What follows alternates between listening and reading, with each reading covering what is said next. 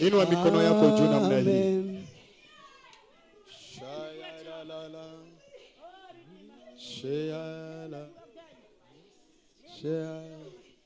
Jesus, we give you praise, give praise, give praise, give you praise. We give you praise, we give you praise, we give you praise, we give you praise. In the name of Jesus. In the name of Jesus. In the name of Jesus. In the name of Jesus. In the name of Jesus. Inua mikono yako juu. Niliwaambia inakuwa ni makosa sana wakati watu mmekuja kwa nyumba. Connect your spirit with God. Wakati Roho Mtakatifu anachukua nafasi. Allow the Holy Spirit to take over. In the name of Jesus. Inua tu mikono yako hii. Wacha kuangalia your neighbor. Vile ameconnect yeye na Mungu wake, yeye ndiye anajua. Jinsi ambavyo amezama ndani na Mungu wake, yeye ndiye anajua. Na ndiposa nikamwambia be sensitive. Unaweza kuja katika nyumba ya Mungu wa mbinguni na utoke vile ulivyokuja. Lakini kuna mtu amekuja na nia ya kukutana na muujiza wake. Anakutana na muujiza wake katika sifa ama katika mabudu. Na wewe tu unabaki hapo unashindwa kunaendanga namna gani. Connect your spirit with your God. Hakuna mtu alikutoa nyumbani ukakuja hapa. Ni Mungu alikutoa ukakuja hapa. Na kwa sababu ni huyo Mungu amekuja, amekutoa, yeye individual. Yeye mwenyewe ndiye anahudumia moyo wako. Yeye mwenyewe ndiye anahudumia moyo wako. Wewe nimesema focus, angalia Mungu tu. Angalia Mungu na uangalie kila anachotenda katika jina la Yesu. Wakati mwingine tuko na kasumba katika mawazo yetu na fikira zetu. Ati ya kwamba jamani, no, you can allow God. Ondoa tu your mentality. Angalia vile Mungu amesaidia Buju. Maana ako tayari anaambia God, I'm here, use me. God will use him. Na wewe uko hapo tu umeng'edhia tu. Unaona vitu haiendi vile inapaswa kwenda na umeangalia tu. I want to tell you today, ambia Bwana niko hapa, Bwana nitumie mimi. In the name of Jesus. Inua tu mikono yako. We want to worship God. Kama vile Mungu wa mbinguni anashuka katika sifa zake. I know God. Nimekuambia for God. Sahau huyo mtu mwenye mko naye jirani yako. Sahau huyo mtu. Aswa, lakini kama vile nilivyokuja asubuhi niliambia God, nimekuja kukutana na wewe. Na ninajua ya kwamba huyo Mungu wa mbinguni ako tayari kuhudumia moyo wangu katika jina la Yesu Kristo. Inua tu mikono yako juu. Keyboard, be sensitive pia. Maana hata wakati mwingine tunapoabudu Mungu, utaona worship anaenda huko, keyboard inaenda huko. Maana yuko connected. Fungua tu kinywa chako, inua mikono yako juu. Tunapomwabudu Bwana kwa kipindi ambacho kiko mbele yetu, nataka umimine moyo wako mbele za Mungu. Umimine moyo wako kwa Mungu. Umimine moyo wako kwa Mungu. Katika jina la Yesu, katika jina la Yesu, katika jina la Yesu.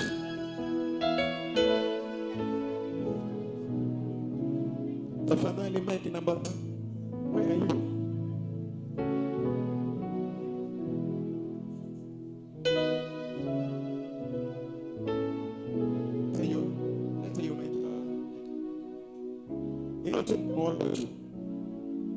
Tengeneza mic vizuri.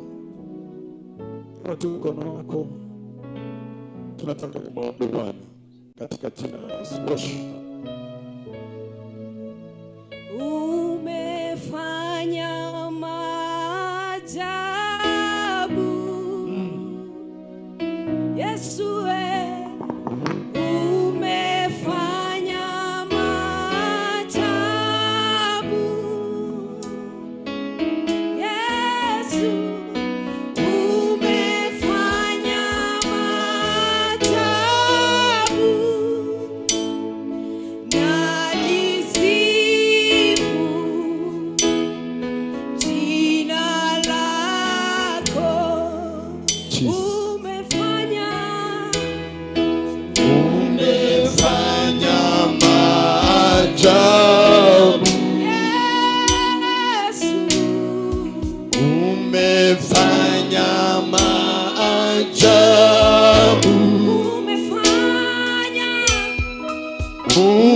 umefanya maajabu,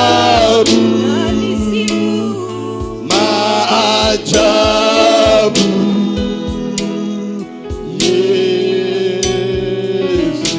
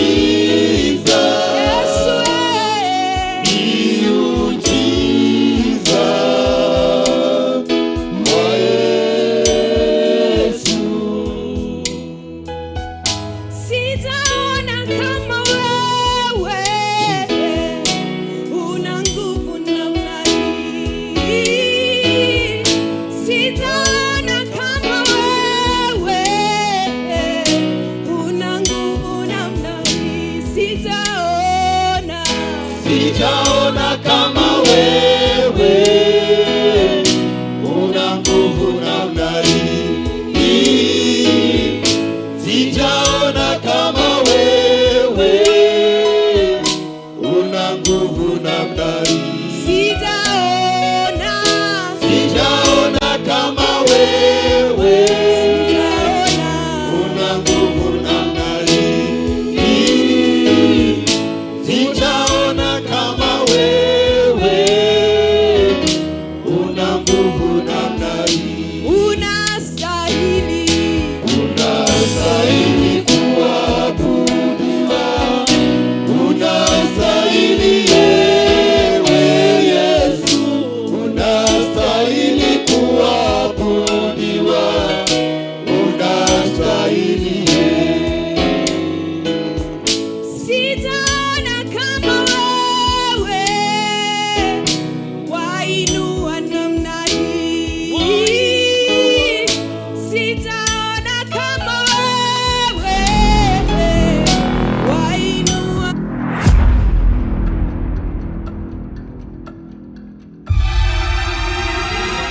Good people of God, this is the time for us to cross over. When Moses went to Pharaoh, akamwambia, let my people go. Let the people of God go. This Friday, the coming Friday of Tarehe Saba, yani 7th of the month of June, the 7th day of the month of June, the year is 2024. Setting people of God free, kuachilia huru, yani kuachilia huru kabisa kabisa. Tunaweza kuja hapa ni mkesha, kesha ya usiku wa siku ya 7 mwezi wa 6 mwaka wa 24, yani 2024.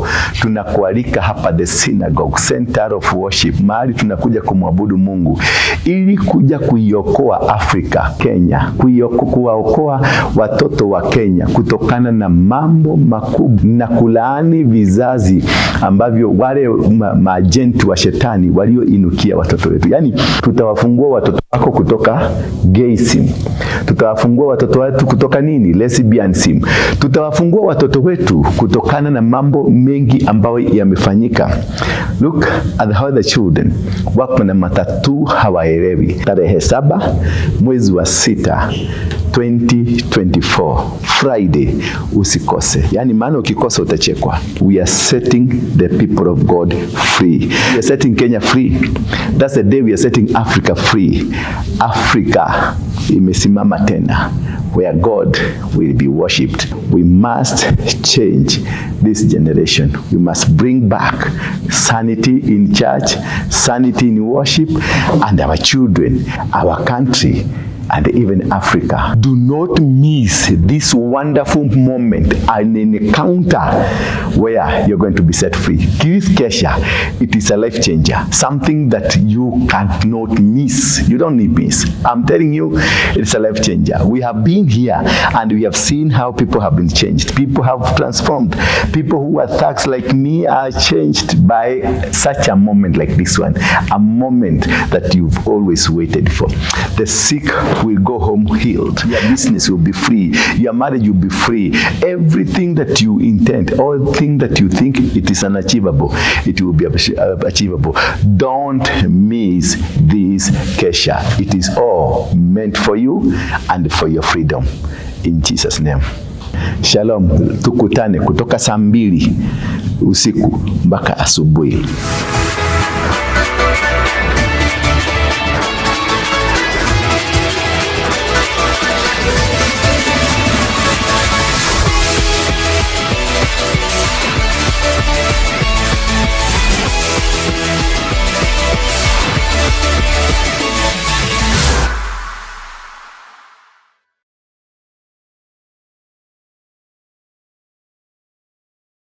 Moyo wangu unahisi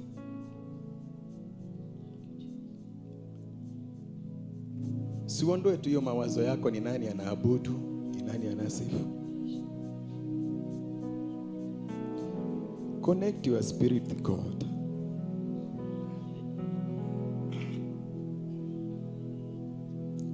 Ambia Bwana, I'm here, use me. Fungua tu kinywa chako tu. Na keyboard, tengeneza keyboard vizuri. Unaona mwimbaji anaimba ananyongwa, the flow inakuwa ni nzito. You ask yourself,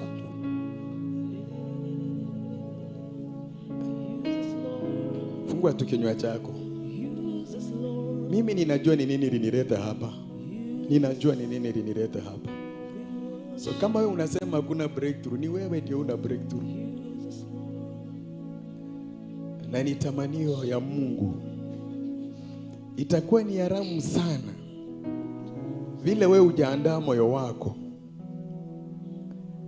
The word of God, neno la Mungu linapokuja ndani mwako, neno linakujanga mahali ambapo pametayarishika.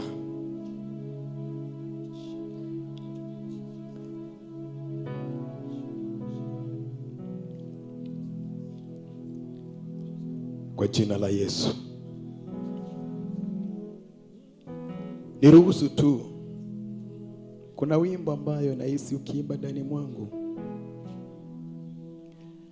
Holy Spirit of God, unajua huyu Mungu ni mzuri. Nimesema usimame, hata unaona tu kabisa uko kwa ibada na unakaa. Are you serious for real? Tuko na masaa mengine mawili unaenda kukaa chini. Simama kwa miguu yako miwili. Simama kwa miguu yako miwili. Nataka kuabudu wewe. Kuna wimbo inaimba ndani mwako. Igoro riama odomo lewe.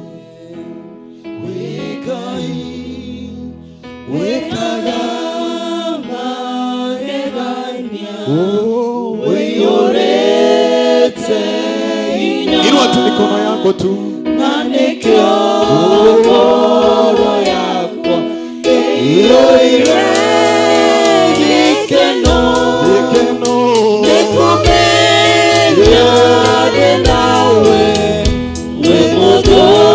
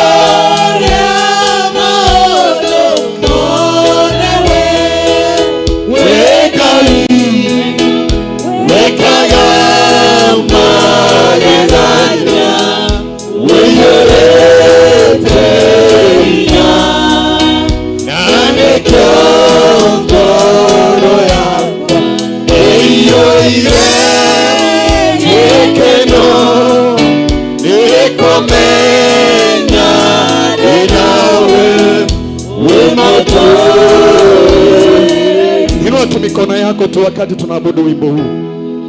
My brother, sijasema utende. Inua tu mikono yako tu tunapoabudu huo wimbo, maana hata sijui vizuri.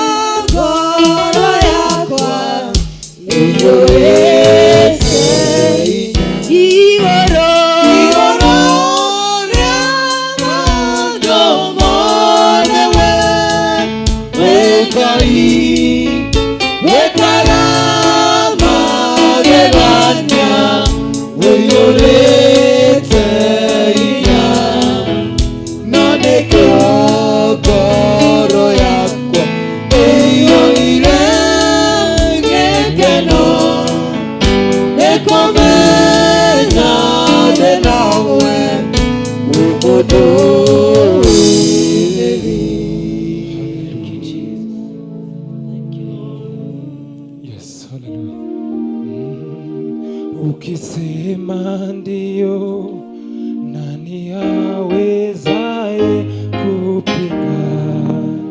Hakuna. Ukisema ndio Bwana, nani awezaye kupinga? Hakuna. Ukisema ndio, ukisema ndio, nani awezaye kupinga? Hakuna. ukisema ndio, Ukisema ndio, nani awezaye kupinga? Hakuna. ukisema ndio Bwana, Ukisema ndio, nani awezaye kupinga?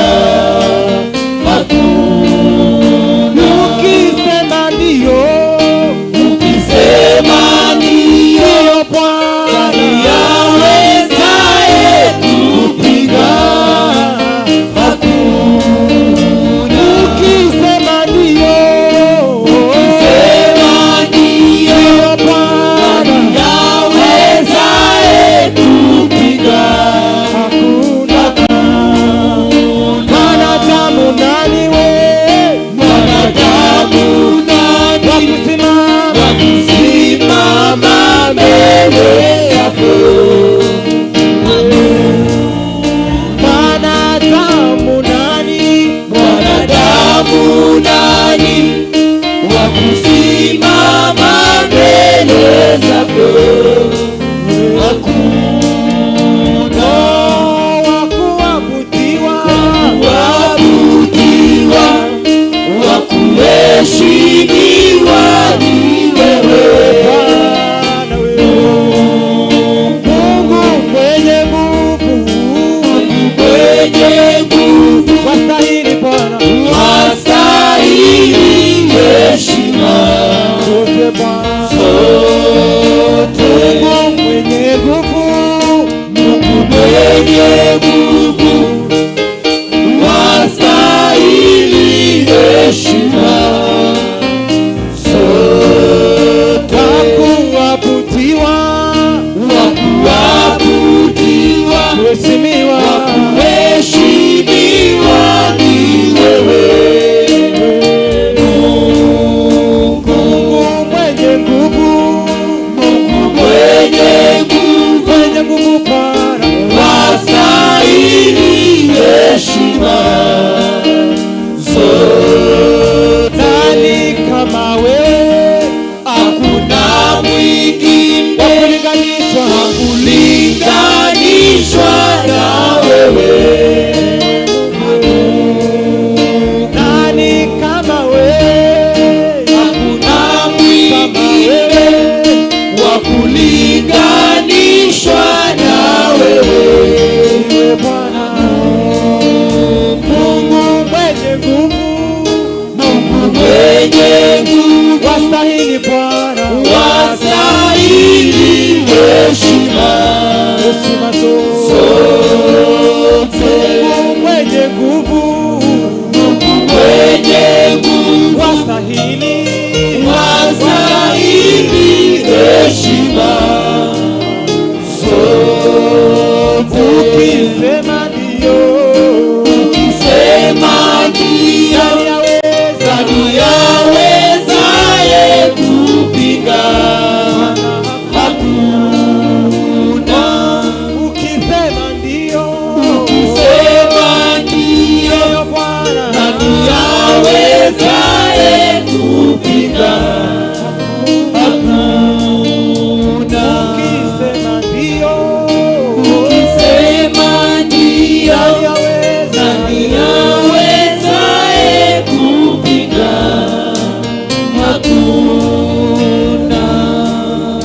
Unikumbuke, unikumbuke, unikumbuke, unikumbuke. Yesu naomba, unikumbuke, unikumbuke Bwana. uwakumbuke. Yesu naomba, uwakumbuke. Watoto wako, Uwakumbuke. watoto wako, Uwakumbuke. Yesu naomba, uwakumbuke. familia yangu, Unikumbuke. familia yangu Bwana. Unikumbuke. Yesu naomba, Naomba Bwana, unikumbuke. familia yangu, Unikumbuke. familia yangu, Unikumbuke. Yesu naomba, unikumbuke. unikumbuke, Unikumbuke. Unikumbuke. Yesu naomba, unikumbuke. Unikumbuke. Unikumbuke. Yesu naomba, unikumbuke Bwana, unikumbuke. Unikumbuke. Yesu naomba, unikumbuke. waimbaji, Unikumbuke. waimbaji, Unikumbuke. Yesu naomba, haleluya, na waimbaji, unikumbuke. wakumbuke Bwana, Unikumbuke. Yesu naomba, unikumbuke. ni kanisa Bwana, Unikumbuke. ni kanisa, Unikumbuke. Yesu naomba, Yesu Bwana, unikumbuke. ni kanisa, Unikumbuke. ni kanisa Bwana, Unikumbuke. Yesu naomba, unikumbuke. unikumbuke, Unikumbuke. Unikumbuke.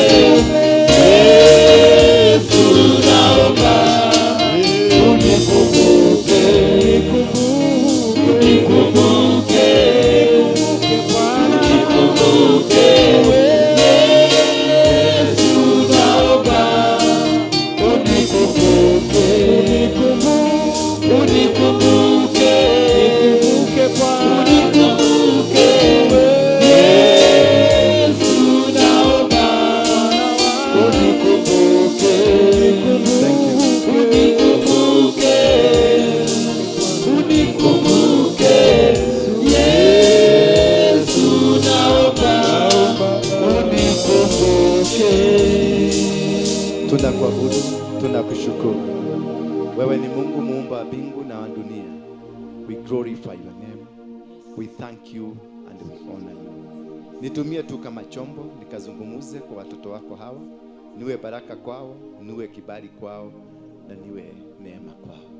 In Jesus name we pray. Somebody say amen. Amen. Thank you. Thank you. You may be seated. You may be seated as we get into today's teaching. Na ningetaka tuzungumzie leo overcoming your limitations. Tell your neighbor, overcoming your limitation. Wewe na wewe waugire thibitari ni kuri ikaraga. Ndokiuge tugwakire kanyumba handu thia ikara thibitari. Karibu sana. Nirahonire. Good.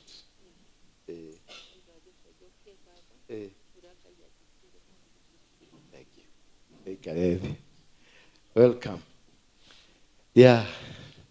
Shosho alikuwa mgonjwa mlijua? Yeah? Na alikuwa ametumwa huko ende. Nurahoyagira andu? Nurahoyagira andu? Kiu nikio giratumite othie kuo. Nginya ukaheo kana. Haya. Uole mami leo. Msalimie mwenzako aliye karibu na wewe, mwambie karibu kwa ibada ya leo. Mwambie nataka kusikiliza. Leo nataka tuzungumzie kwa undani kidogo how to overcome your limitation. Kwa sababu nimeona watu wengi sana ile maisha ambayo tunaishi sio maisha yetu. We are not living in our own life, the life that you are supposed to be living. Tunaishi maisha ya wenyewe. Tumezuiliwa kufaulu. Tumezuiliwa kuenda kwenye level hiyo nyingine. Kwa nini? Kwa sababu hatujijui. Kuna watu wengine wamekuwa kinipigia simu wanasema wana complain. Kwa nini?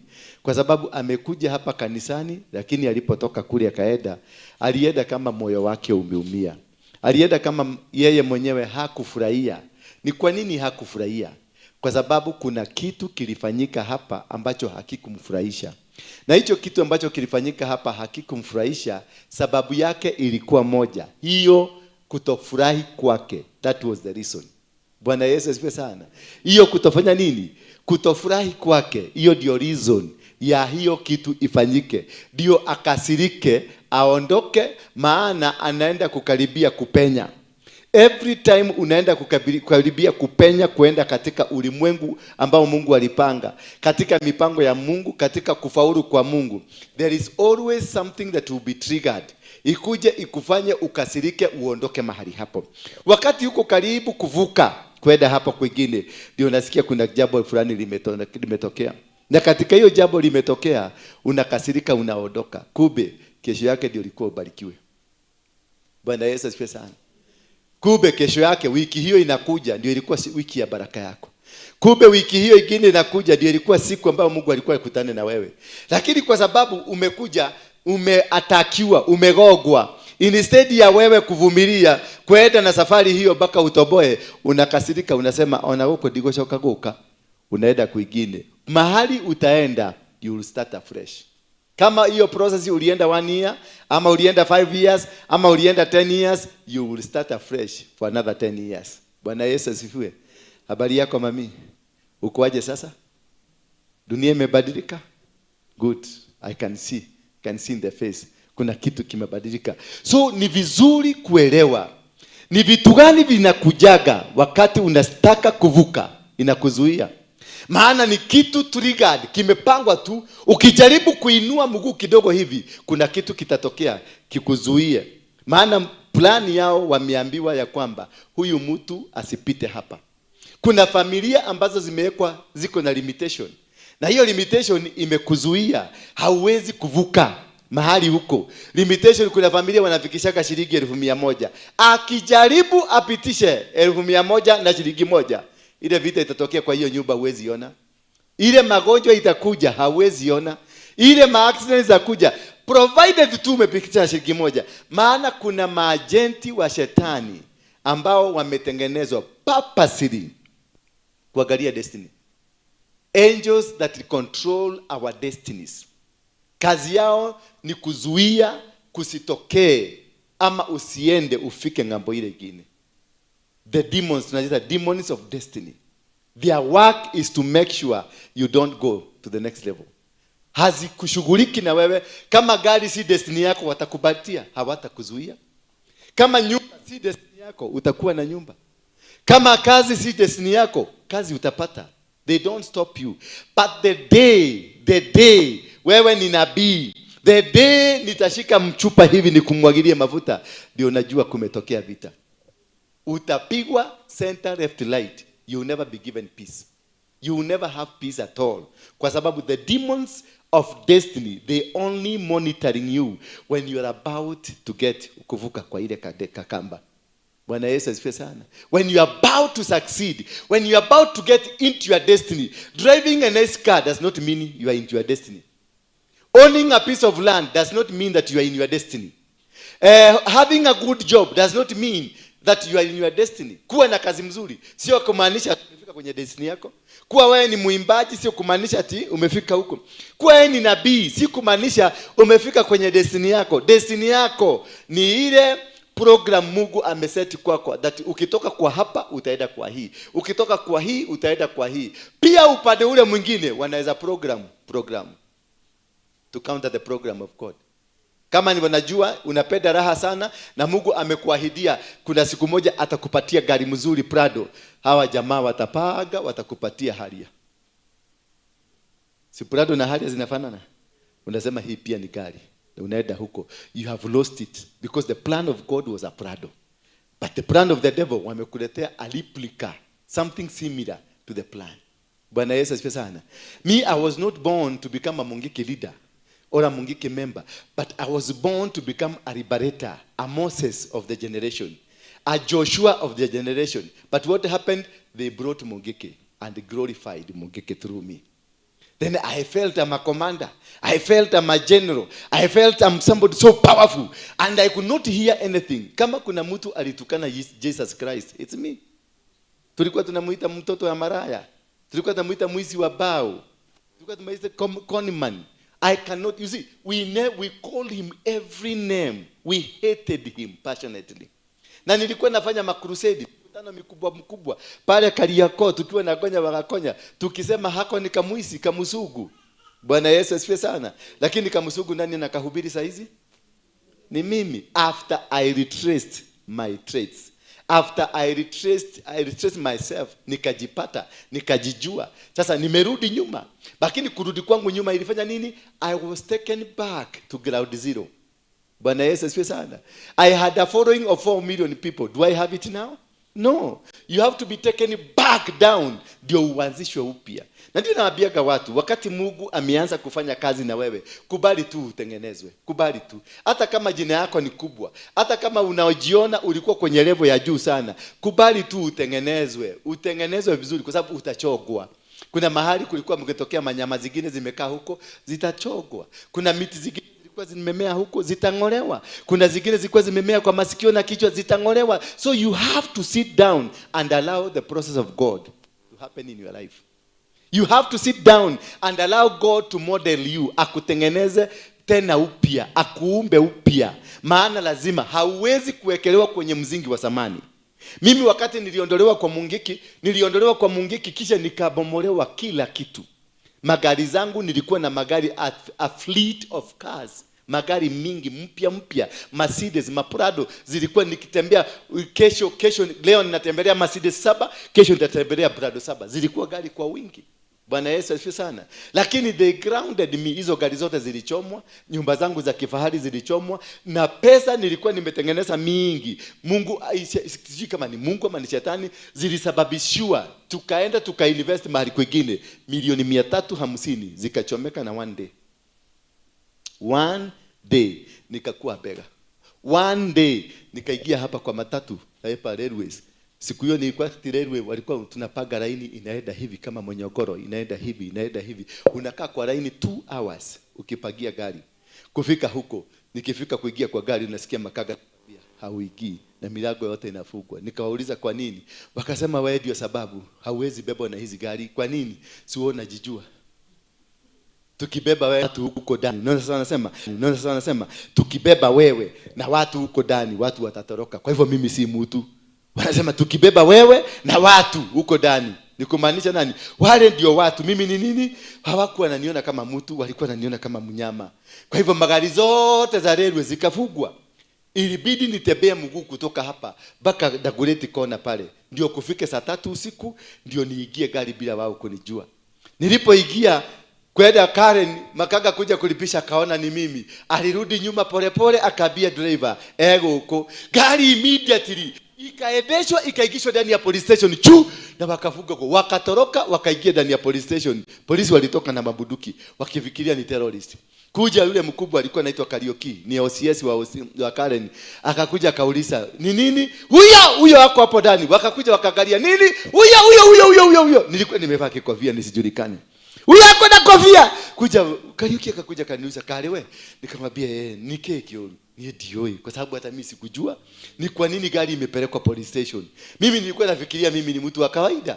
Kumbe waliona ni kimutu kiko hapo ndani. Maana sikuwa naruhusiwa kukaa na hapa hii makaga aliniambia, watu wakiwa hapa ndani wakuone ndani, unafikiria watakusema nini? Kwa hivyo wale walichukuliwa ni watu, mimi si kuchukuliwa ni nini?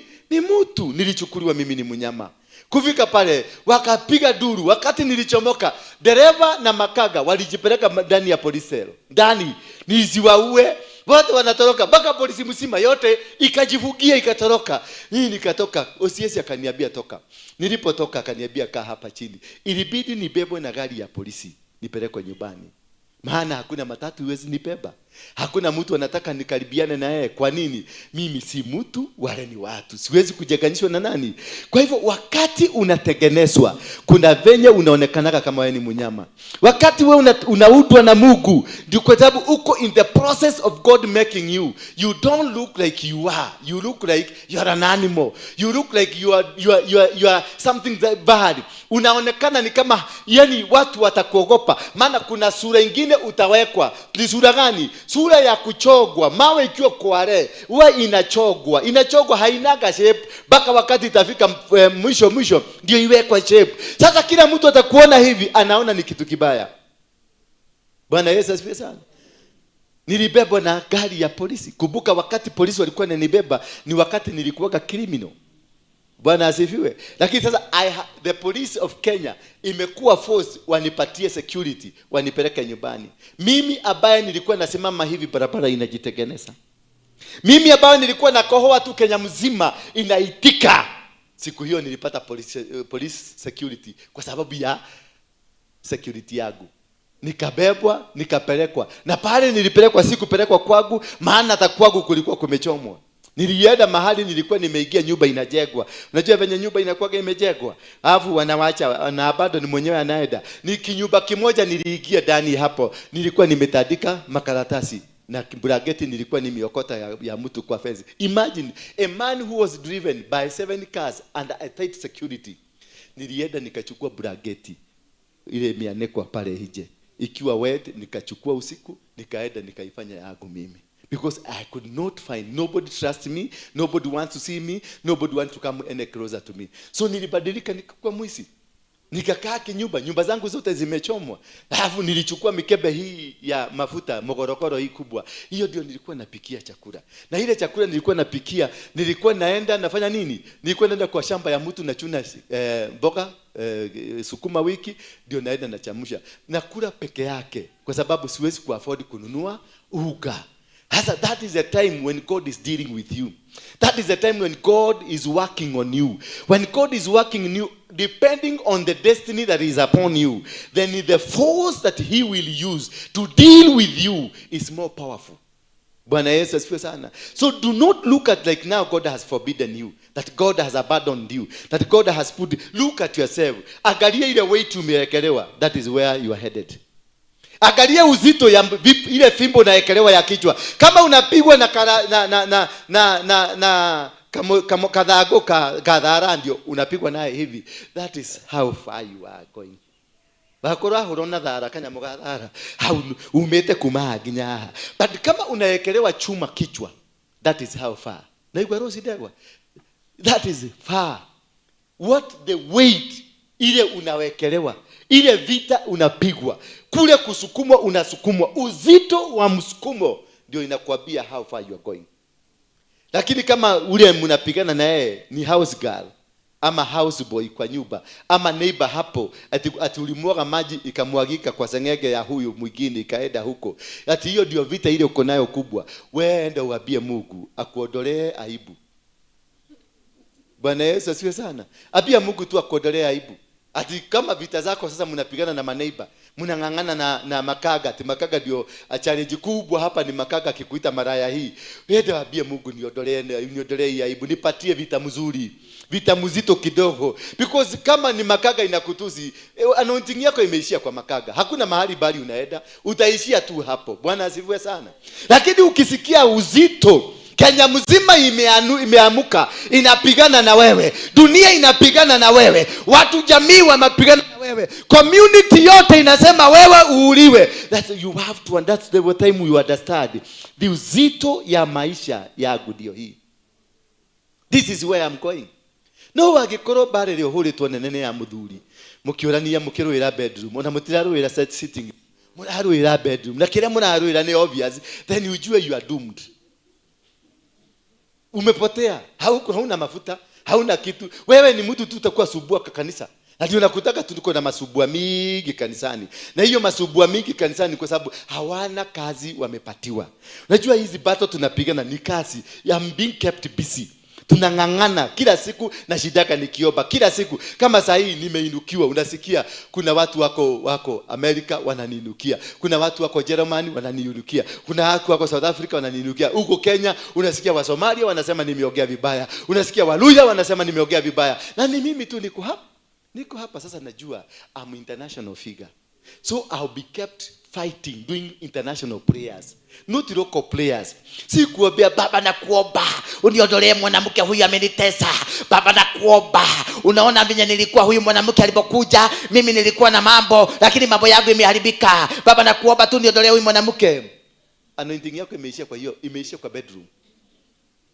So go and repent. Kwa sababu umekosea Mungu ajabu. Ukaona anointing yako imeishia bedroom, umekosea Mungu kabisa mpaka hataki kukuona. Ndio kwa maana amekurefine, amekufugiria ndani ya bedroom. Bwana asifiwe sana. Go seek, waambia mudire Ngai akorekere, akurehere battle, real battle for your life. Real battle.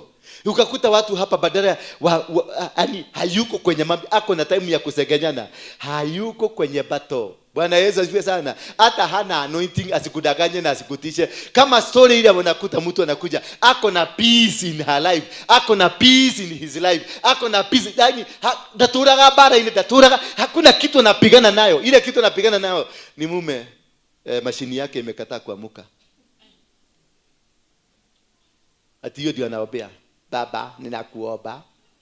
Unajua wewe ndio ulisema hii ni mambo matrimonio. Wewe ndio ulisema lazima tu enjoy life. Ikikuwa maombi yako is around there, around the man that you have, around the whatever it is, you are doomed to die. You have got nothing. Bwana asifiwe sana. But if you don't even have time to eat, that unaambia unaitua chakula unauliza ni ya nini, nataka kwenda kufuga, niko kwenye mfugo ya siku 3. Ikifika siku 3 ndio unapata mlima imepanda, unaongeza ingine 3, zinafika 7. Unakuta ikifika 7 ndio mlima tena imepanda, unaongeza inafika 21. Ukifika 21 unaongeza ingine kwa sababu mlima imekuwa baya mpaka 40. Sasa hiyo ndio unajua I am ready for a battle. Bwana Yesu asifiwe sana. Kwa hivyo usibabaishwe na tunanitwa cockroach. Ati ile maombi unataka unakuja kuambia apostle akuombee. Ati kwako umeota na kukuni zimejaa kwa nyumba. Nimeota na cockroach zimejaa kwa nyumba. Hiyo hapo unajua huyu mtu ako na mistake amefanyia Mungu. Maana hajafunguliwa mlango wa kuonyeshwa how great you are. The battles you are going through, they tell you how great you are. The battles, the challenges that you have in your life, they will tell you what you will become. Kama battles zako ni za cockroach, kama battles zako ni za mende na suya, I am telling you, we tafuta kaba jinyoge tu. Hallelujah. Bwana asifiwe sana. Until such a time that you will face that now I'm nearing my death. Yani una wish kukufa. Una wish things are not working. Nothing. Wherever you go, people are fighting you apparently for nothing. Ukienda pande, people are doing something against you. Ukienda pande, people are restricting you. Unaona unajaribu kufanya mkutano, unakuta mpaka PPO, Provincial Police Commissioner, ndio huyo anasema anaingilia kazi yako. Unafanya fungua kwa biashara, unakuta kanakuja kufungwa, si mtikajo wa kawaida, mkubwa kabisa wa kajo ndio anakuja kufunga kwa biashara. Unajua I have a destiny. That is the marks of understanding where you are going. Those are the marks of understanding what kind of a person you. Because if the anointing upon you or the kind of work that God has given upon you is great, then whatever God is doing in you must be great. The pruning, kwa sababu ukikuta you pruning ile tunafanyaka ya miti, kama Mungu is dealing with you, unakuta kuna kimuti kilikuwa hapa kikubwa, kingine kilikuwa hapa kikubwa, kingine sasa hakitakatwa na makasi, ni soo itakuja. Na hii soo ikipata inakataka kwenda mbele na inakata kwenda rudi. Na ni soo kubwa kama ile ya Wameru wakipasua nini? Bao. Sasa ndio najua kweli I am destined for greatness. Bwana Yesu asifiwe sana.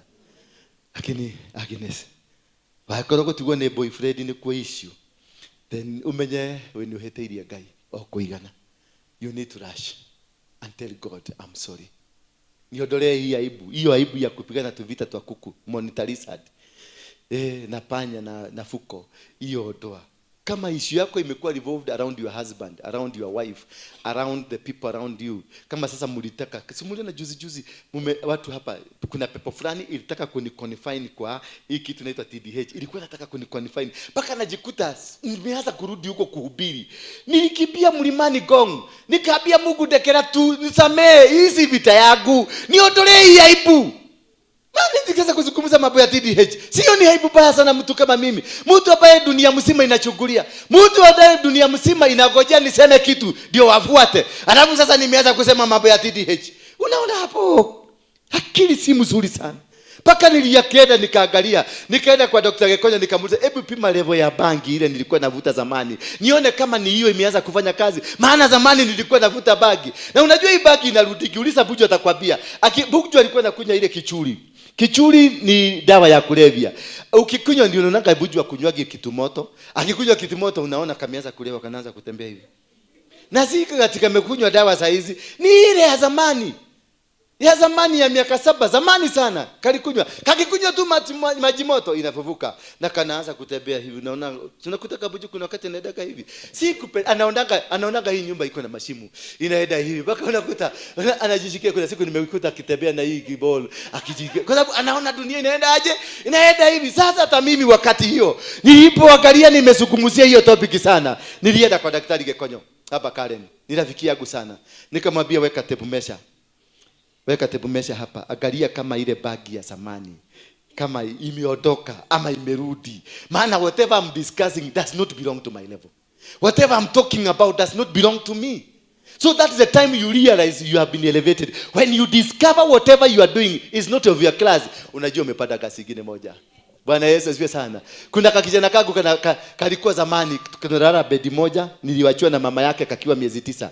Sasa nikakalea. Wakati kalikuwa kakubwa kidogo, niliona kakamehama kameenda kwa kamelala kwa kiti. Nikakatengenezea kakitanda kakaenda huko. Akakuwa kakubwa kidogo, nikakuta kamehama kameenda bedroom nyingine. Nikajua mwanamume, huyu mtu ameanza kukua mwanaume. Nikamwambia sikuje kwa bedroom, akaniambia ai daddy. Sasa nikajua mtu amekuwa nini.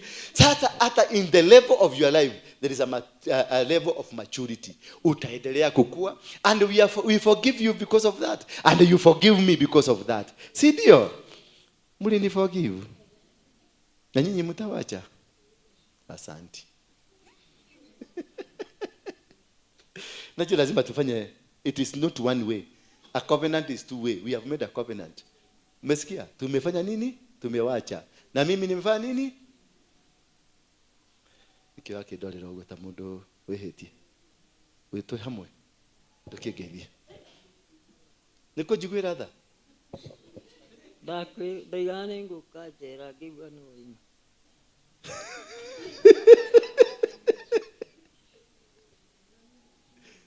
Eh?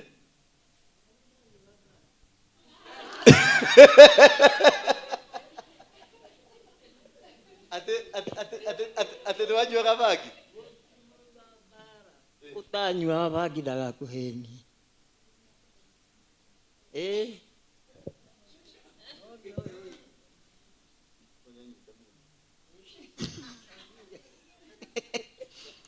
Nedanywete. Kwa hivyo si yuko peke yangu. Si mnasikia? Hao walikuwa wavutaji wa bagi hata mimi. Buju, hatuko peke yetu. Basi tuone hivyo. Now how do you overcome this? One thing you overcome. Hallelujah. Bwana Yesu ukihodere. Tusome kitabu cha Luka 17:1 to 10. Luke 17 verse 1 to 10. How do we overcome this situation? Overcoming your limits. Kwa sasa nimeona kumbe hii kitu ya TDH, it was meant to come and derail me. It was meant to come and make me bitter. It was meant to come and stop whatever I'm going through. Na ndio unaona wakati nimewini hii battle. Sijui mliona hiyo kitu. Wakati nimesikia hata mimi nimewini hii battle, kulitokea mtu mwingine akasema bado hata sasa hatujaachana na yeye. Na akaenda international dunia mzima because the battle was not local. The battle was international. Hello. Na mimi ni nani? Nikarudi hapa kwa madhabahu. Nikaambia madhabahu, sasa pigana na wao wanataka kupigana na mimi. That is one way of understanding and knowing how to overcome your limits. How to overcome. You don't face them the way they have faced you. You face them in a different direction ya madhabahu. Bwana Yesu asifiwe sana. Katika kitabu cha Luka 17 mstari wa kwanza mpaka 10 inasema hivi, tenda mdogo mdogo. Then he said to the disciples, it is impossible that no offense should come, but woe to him through whom they do come. So what is the main objection? What is the main hindrance katika maisha yako? It is offense. First thing that will delay your miracle. First thing that will destroy you completely. It is the offense. That offense, that bitterness. Iyo makasiriko unasikia ni kama utakula mtu. Iyo makasiriko unasikia ni kama utaleta mtu chini. Unasikia mpaka kitu kinaigiaga hapa. Kewaru mpaka unasikia huko kutapasuka. That offense. And unasema, unashika microphone kama unapiga chini na unatoka nje. Ama unaongea kineno. Si mnasikia wakati mwingine naongea kineno mpaka naona mumeshika mdomo hivi. Lakini nyinyi wazuri mmenivumilia. Si kupenda kwangu. Muendelee tu kunivumilia mpaka niudwe. Ninaudwa. Nilikwambia mimi I'm only 80% now saved. 80%. Mkolino. Nidijana tawe. I'm only 80% saved. Kwa hivyo munivumilie tu. Hata mkisikia nimeongea kikitu, provided nisirudie tena. Usimeona sijarudia sana? Mimi nimeenda. Sasa kuna ingine nitaongea ya hiyo level ingine. Na hiyo pia shika mdomo tu na univumilie.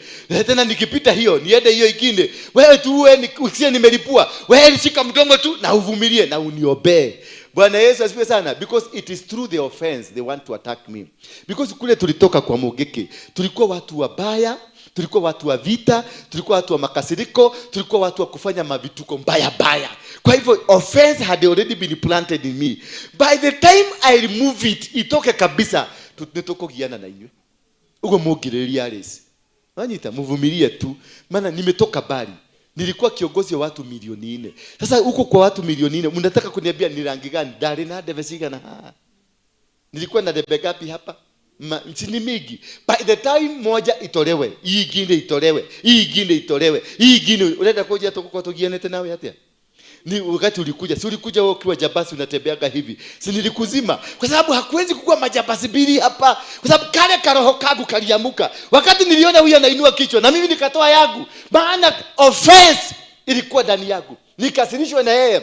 Agnes nikasirishwe na yeye. Huyu nikasirishwe na yeye. Ndio ile kitu nataka kuenda hapo mbele. Ile level Mungu anataka kunipatia. By then nilikuwa 6%. Na Mungu alikuwa anataka kunipeleka 8%.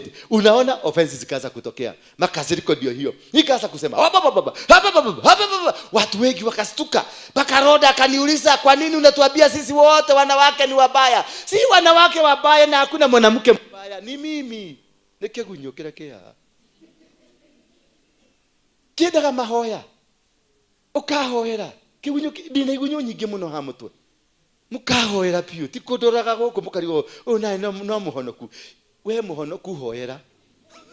Naigwa. We muhonoku re. Hoera tu kaigere ko mwata ni ndakuhoya. Teithia nduka tenu yaku. Miruke ikare wega. Taigwithaniria. No tugati kugande na kigunyo mutwe. Ukuringwo. Ngai gukuria ni urakionete. Akuringe. Toni ndo gehutia ndino ria uhutagia. Do not touch the anointed. Mimi naweza kukukosea, sitapigwa ukiona, nitapelekwa kwa nyumba nifugiwe huko. Nitanyorosewa kwa kanyumba, ati ndihoragwo. Nachapagwa. Mimi wacha nikwambie tabia yangu si mzuri vile. Msinione hivi muone pastor mzuri, apostle mzuri, niendaka kunyoroswa. Na ukiniona kesho yeye nimekuja nimetulia kwa ofisi nimekaa, sitaki story na mtu ni venye nimeudwa. Na ninaudakwa na kule biguni. Na ukiudwa na ule mzee wa kule biguni, hakuna swali utamuuliza. Siliona hata Daudi venye alikuwa naudwa. Hakuna swali unaweza kuuliza. So wacheni kufikiria, hamwezi kuniuda Agnes. Sasa wewe ukiona nimekukosea, wewe usiende kukasirika, usikasirike. Ukikasirika utagogwa. Wewe niachie nani? Na unaiba kale kamuka wimbo kanaitagwa acheni Mungu aitwe Mungu, wacheni Mungu aitwe Mungu. Na umesareda, umemwambia mtu yako nimekurudishia. Dili na yeye. Bwana Yesu asifiwe sana. Lakini ukisema ati ni yako mbona utaonyeshwa kabla nionyeshwe. Utaondolewa ni usione uchi wangu. Bwana Yesu asifiwe. Na hivyo Nancy. Ona kwalia tuweka zip. Ukisikia makosa yangu, hata ukasikia nimepatwa. Si unaelewa ni mimi nasema? Ukasikia nimepatwa because it is likely, most likely nitapatwa. Most likely mimi am a human being. Hata kujegia na mundu tawaidike kwelilia. Sincerely, I'm a human being. I'm not special. I'm not a robot. I'm not a robot. And furthermore, I'm single. Umeona hiyo kakitu. So ni most likely nitajipata hata kama message ama kama neno nilirusha because I'm still human being. Na hiyo kakitu ikakipatikana, usichukue offense atupigane na mimi ama upigane na hako kakitu. Hapana, wewe enda kwa Mungu. Papa, nenda niombe tu, uambie Mungu kama alikuwa amefanya, Mungu ninafuga asifanye tena hivyo. Na kama hajafanya, Mungu nakuomba tu mpatie nguvu ashinde majaribu. Uniombeni shinde majaribu yote. It is a process. It is not something that ati hapa. Hakuna mtu dunia hii ambaye ni mzuri, hakuna. Ama wewe ndio mzuri? Ama ni karo mzuri? Wewe mweka koko tena? No, we have. Ndio rakaraga. Taru ira wira ine rarakaretio ni nasi. Muraruta waira nake. He no nura. Ohanini. No ni maraka. Kwe mehia na tumehia. Alafu huyu mama alikasirika. Alikuwa karibu alipuke hospitali. Na mimi hatukuwa na yeye, nilikuwa nimemchugulia. Unajua, that's what I was telling you in the morning, that when you are under a man of God, that man of God is able to oversee kukuona. Ninakwambiaga jiteganishe na wale watu mlikuwa ada wao. Kama mlikuwa chini ya manabii, chini ya waganga, chini ya mapasta, chini ya chini wa whatever. If you have decided to come and sit under me, disconnect there because they are still watching over you. Kuna tudirisha wanakuja wanachugulia, wanaona venye umeanza kubarikiwa, anakufuga. Hata ukikaa chini hapa ule ana uwezo, kwa maana yeye ndiye ako na madhabahu ile litagulia. Mnanielewa hivyo? Yule ana uwezo. Maana ako wewe uko chini ya nini? Niko umekuja kwa madhabahu hii, lakini ile madhabahu ilitagulia yake ndio hii. Na mimi sijui ni madhabahu gani ilitolewa. Hujui ni sacrifices ngapi zilitolewa. Kwa hivyo sija kufungua vizuri. Baka wakati utajiteganisha, ndio ni kuachanishe na yeye asikuone tena, ndio ufeed chakula yangu. Umeelewa? Lakini ikikuwa sasa bado umeshikana kule, chakula itakuwa ni mfereji tu ngapi? Tuwili. Na hakamfereji kamoja kanatoka kwangu na kanatoka kule. Tukifika hapa tutafugiania, ndio nakuta hauna oxygen, hauna chakula. Maana chakula ya kwangu na ya kwake imefanya nini? Hizi chakula zinaanza kupigana. Zikipigana, ile mfereji nafaa kuleta kwako inakatika, ihileti tena. So you will end up being in a church suffering and struggling. You will end up being in a church being limited from successes. You will end up being in a church but there will be, unasikia apostle wa huko ako na anointing iko juu but you are still poor. Unatembea na mchungaji mwaka moja, miaka 2, miaka 3 but you have got nothing to show, then you are in the wrong place. You are in the wrong place. Wewe bado uko na connection ya kule ulitoka. Na sasa kama nyinyi, mimi naangalia nyinyi hapa ni watu mumeenda kanisa 7-8, si ndio? Kuna watu wa Kwanganga, kuna watu kwa Harrison, kuna watu wa Manyuro, kuna watu wa Ezekieli, kuna watu wa TB Joshua, kuna watu wa Roringa, kuna watu wa Full Gospel, kuna watu wa Catholic Father, kuna watu wa Mary. Kuna watu hapa wa Yesu na kuna watu wa Mary. Unajua Catholic wako watu kuna watu wa Yesu na kuna watu wa Mary. And unajua watu wa Catholic wanatambua Mary kuliko Yesu. Unajua hivyo? Sara Maria. Mjawa wa?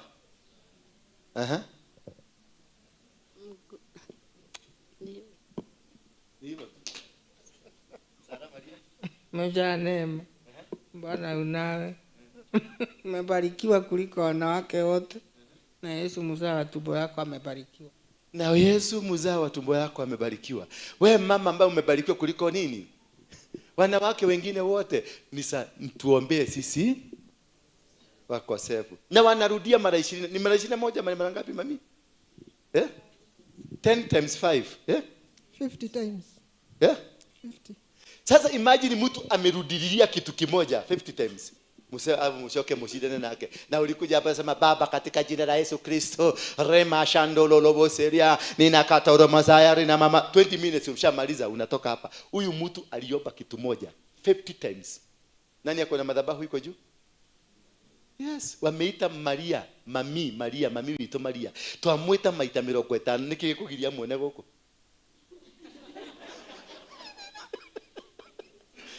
Atamuona, simuliona kuna siku alikuja kazima moto hapa. Yes. Hii si kitu ya mchezo. Madhabahu ni kuelewa jinsi ya kulirate na madhabahu, jinsi ya kupigana katika ulimwengu wa kiroho. Jinsi ya ulimwengu wa kiroho si ulimwengu wa hapa. Ati Kenodia Karaja unaitika hapana. It is a process. Na hii process it has to be founded and grounded on a foundation that nobody can be able to torment it. Nobody can be able to shake it. Wakati Paulo na Sila waliwekwa korokoro, waliwekwa na nani? Paulo na Sila had come from 40 nights and 40 days of prayers. Walikuwa, they were loaded. They had the power of God with them. They had the anointing of God with them. And they were so powerfully anointed. Bwana Yesu asifiwe sana. But when they went there, walikuta kuna kamama kalikuwa kanawafuata. Kamama kamunabii kadivina. Kalikuwa kanaambia watu maneno yao. Kalikuwa kanaambia watu jinsi kutakuwa. Na kulikuwa hivyo kanasema, ndivyo kulikuwa kunaenda. Baka nani anaitwa Paulo akaona kamama kamuwafuata mahali popote wanaenda wanahubiri, kamama kanakuja kanahujuria. Anahubiri, kamama kanakuja kanahujuria. Maana kamama kalikuwa kanafanya miracle, Paulo hakuwa akifanya miracle. The woman was on a mission and she knew I have to disorganize. Lazima nifute. Chochote wameandika ninakuja ninafuta. Chochote wamefanya ninakuja kwa sababu they were on a mission. And that is what is happening in your life. There are people, there are demons positioned to make sure whatever you do today, they have to come and disorganize it. Wherever you go, they have to come. Ukimove wanafuta, ukimove wanafuta, maana hawataki information yako iandikike. That is why you have facing these challenges. And that's why I told you, you must sit under a foundation that nobody can be able to shake. You must sit under a spiritual father who will take care of you. You must sit under a spiritual father who will nourish you, who will make you succeed from one level to another level. Bwana Yesu asifiwe sana. But if you don't have a foundation, because you are here, wewe umetoka Anglican lakini uko kwa Waroige, bado na kwa Anglican umeshikana, bado you are not I'm not your spiritual father. Mimi si baba yako wa kiroho. Bwana Yesu asifiwe sana. Wewe bado ni wa PCA na uko hapa umekaa na haujarudisha vitabu za PCA na haujarudisha mikataba ya PCA, bado you are not near, not hapa. I am not your spiritual father. What you are doing, we are walking, and you will never tap any blessing from me, because the blessing I'm carrying are for my children. Did you get me there? The blessings I'm carrying. Ndio unaona watu, kuna watu wamebarikiwa hapa na kuna watu bado they are struggling. We are walking with them but they are still struggling. Na tumekaa with them for longest, but they are still struggling. Why? Because they don't belong here. Mukita gutuikaria na no wega mutuikarie. It is good. No, nirenda mundu. Nirenda andu makorwo me hakuhi magoikarie makugagiririe. Commentators. Nidinda njoka kuri uthi wikete. Urekanie nao. Mama ameniangalia vibaya. Ati urenda umuhoja urenda kuga atia. Kiu ndikiriko uratubundithia umuthi. Kiu nikio ndiramubundithia. You must disconnect yourself from where you are, because they are still controlling you spiritually. They are still managing you. Anything that you are doing, more especially kama ni watu mlikuwa mnaomba nao katika maisha yako ya biashara, maisha yako ya kikazi, maisha yako ya kindoa, they have still the control. Hao ndio wako na passcode ya maisha yako. They have the password ya maisha yako. They are controlling it, so they know kufungua mlango watafungua because they have the password. Na wakifungua watakuja waangalie, waone umeanza kubarikiwa, they will come and hit you. Once they hit you, they make sure they have destroyed you. Tuendelee baba. They will come and destroy you. Na hii overcoming your destiny mumeandika na rangi inafanana na kitu. Sasa sijui hata nyinyi mnafanyanga. Sasa mtu atasomaje hiyo? It could be better for him if millstone were hung around his neck and he were thrown into the sea than that he should offend one of the little ones. Umeona? It would be better. Oheroge the igigo. Wanita modosio, it would be better afungwe. Maana wakati Paulo na Sila walikuwa kwa kienda, huyu mama alikuwa akifuta maandishi yao. Maneno yote walifanya, huyu mama alikuwa anafuta, anaharibu. Kwa nini? Ndio kusije kukajulikana watu wa Mungu. Ndio asije akajulikana yeye ni nabii wa uongo. Lakini walipofika mahali, this man was offended, Paulo na Sila. Venye waliona kamama kamekuwa persistent, kana wafuata, wakakasirika. And the Bible says, and Paul na Sila became offended. Na alipokuwa offended, what happened? He jumped and cast the demons ambazo zilikuwa ndani ya huyu mama out. Bwana Yesu asifiwe sana. Wakati aling'oa hizi demon, akasema zitoke in the mighty name of Jesus Christ, zikaondoka. Wenye mama huyu wakatokea. Meaning, in every move of your life, whatever you are seeing is not a problem. The challenge you are facing today is not a problem. The place you are at today is not a problem. The problem is behind. Bwana Yesu asifiwe sana. Ukiona ubwa wachana nayo, is not a problem. Mwenye ubwa ako. Hakuna maana, hakuna jizi ubwa itakuwa mwenyewe akose. Paulo na Sila wakatoa demon, wakang'oa, zikatoka kwa huyu mama, akang'olewa, akakuwa sasa fresh. Wenye mademon wakatokelezea, wakakamata Paulo na Sila, wakawekwa ndani ya korokoro. Immediately. When you are fighting this battle of being offended, when you are fighting this battle, many things will come, because there are things, there are powers behind what made you to be angry. Ukiona nimekasirika, si Karo amefanya nikasirike, kuna power behind Karo. Karo ni mtumwa, ametumwa akuja aniprovoke ndio nikasirike, ndio nivuje ile kitu ilikuwa karibu kukuja. Bwana Yesu asifiwe sana. Wakati Paulo na Sila walikamatwa, wakachikwa, wakawekwa ndani, hawakupelekwa korokoro. Nataka unielewe sasa hapa. They were not taken to prison immediately. They were captured. Instead of being taken to the police apeleke korokoro, wao walipelekwa kwenye soko. They were taken to the market. Just tell me, why will you take a person to the market? Unampeleka kwa nini? Na amefanya makosa. Because in the marketplace, that is where they traded. In the marketplace, kwenye soko kama hii ni soko ya watu mkusanyiko, that is where this is a battleground ya kupigana na mapepo na nguvu za giza. Nayo kwenye soko zile za siku hizo, hapo ndio mapepo yaliuziwa, mapepo yalizungumziwa, mikataba yote ilipangiwa kwenye soko. Kwa hivyo waliwapeleka Paulo na Sila, alipelekwa kwenye source ya power ile wamefukuza, ndio waende wakadeal na source. Kushikwa, walishikwa na maagenti, lakini walipelekwa kwenye soko. Nikiwa wagotile doko tariki. Yes, todo doko goma shikara doko ile.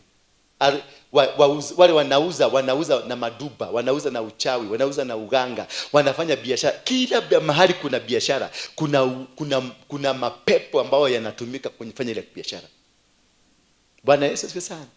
Akiwa pale, wale watu wa soko wakawaambiwa nyoroseni mtu, wakapigana na yeye, wakampiga, kisha baada ya kumpiga magistrate akaitwa.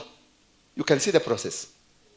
The process is one triggering the other one because of the offense. What? Because of what? The offense.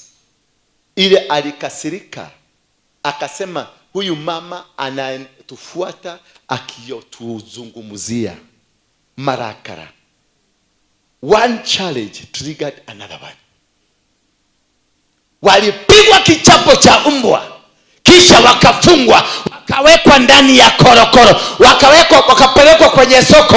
Walipopelekwa kwenye soko, the magistrate, I want to show the chain of the forces you are fighting. The chain zinakujanga aje. Magistrate akakuja, wakasomewa mashtaka, hakukuwa na kesi, magistrate akasema wafungiwe, maana the magistrate is part of the demons. So wewe unafikiria umemaliza battle moja, na ndio nawaambianga tukianza process mvumilie tumalize. Maana nitakupeleka, hawa wamekushika, walimshika, wakawapeleka kwenye soko ikawatandika, magistrate akaitwa, magistrate naye akasema wafungwa ndani ya korokoro. It is a chain and you have to move, unlocking one chain after the other one, because one led to the other. Your problem you are facing today, it is not a single problem, it is a multi-purpose problems. Challenges zimekuwa kwako, hazikuanza jana, zimekuwa tangu zamani, tangu uzaliwe. The Bible says before you are born, God knew you. At the same time, before you are God, even the devil, they knew you. They set you at a place where they will engage you kwa warfare maisha yako yote. So ndio unaona katoto kalizaliwa, wakati kalizaliwa kakakosa pumzi, kakapelekwa kwa hiyo kitu inatakwa dairy farm. Hapana, hiyo ingine incubator pale watoto na anapelekwa huko kwa mashini, unakuja unaambiwa venye kanafanya. It is the struggle of life. It is the struggle. Huyo mtoto ni mtoto wa destiny, wanamjua, ndio walitaka kumuua. Kafanya nini? Ukichunguza sana utakuta mama yake alikuwa amepanga kumtoa. Bwana Yesu asifiwe sana. Na alikunywa madawa akitaka kumtoa, lakini madawa ilifika tumbo ikakuwa aspirin, ikakuwa mtulizi, ikakuwa chakula, because mtoto wa destiny is always protected. That is one thing I want you to understand. You are a destiny child, and when you are a destiny child, you walk under the protection. You walk under the cloud of protection, the cloud of guidance, the cloud that protects and guides you. So wakati kalitaka kutoka, ukanunua, ukaweka hizo madawa. Ni malaria queen tunakunywa kama ni gani? Ama ni malaria queen ama nini?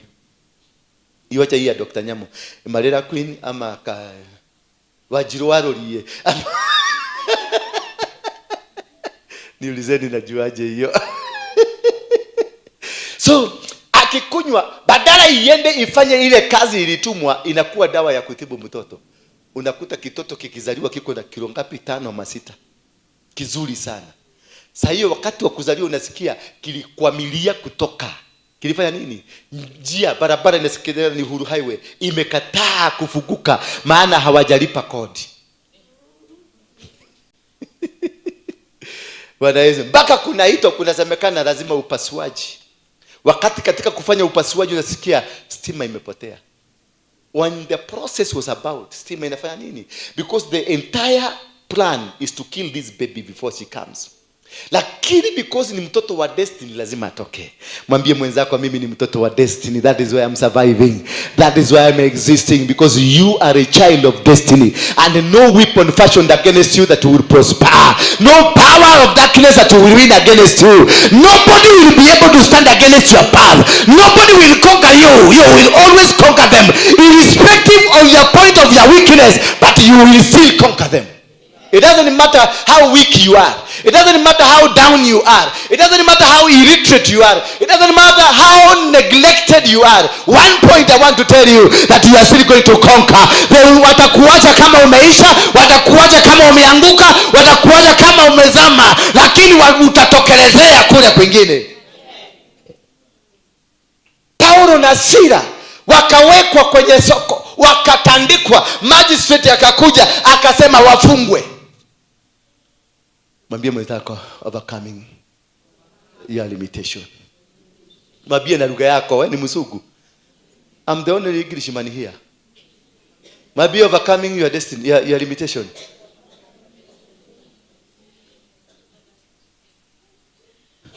Nimeongea na ki? Umemwambia nini? Wewe umemwambia nini? Overcoming. Wewe umemwambia nini?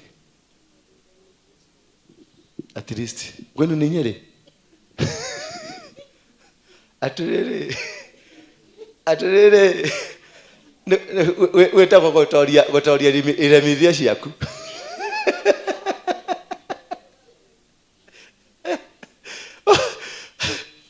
Walipokamatwa wakachukuliwa wakapelekwa ndani ya korokoro, wakafungiwa kule ndani, na wao wakaamini ya kwamba wamemalizana na Paulo na Sila, wamemalizana na watu hao, wamemalizana na kazi imeisha. Kumbe ndio ilikuwa mwanzo wa maneno, ndio ilikuwa mwanzo wa vita kamili. Maana now that the judge has declared, the judge of the devil ameachilia hukumu, nayo hukumu ya Mungu inaanza kufanya kazi.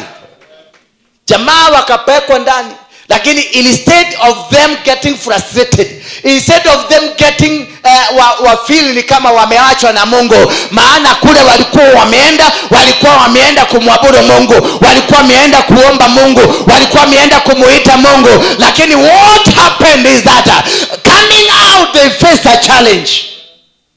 So being a Christian does not disqualify you from facing the challenges of life. Being a prophet of God does not mean that you are not going to face the challenges. Being a son of God, called a son of God, man of God, does not disqualify you from the challenges of life. You are still a candidate of the difficulties of this world. These men had come from prayers. These men had come from church like you.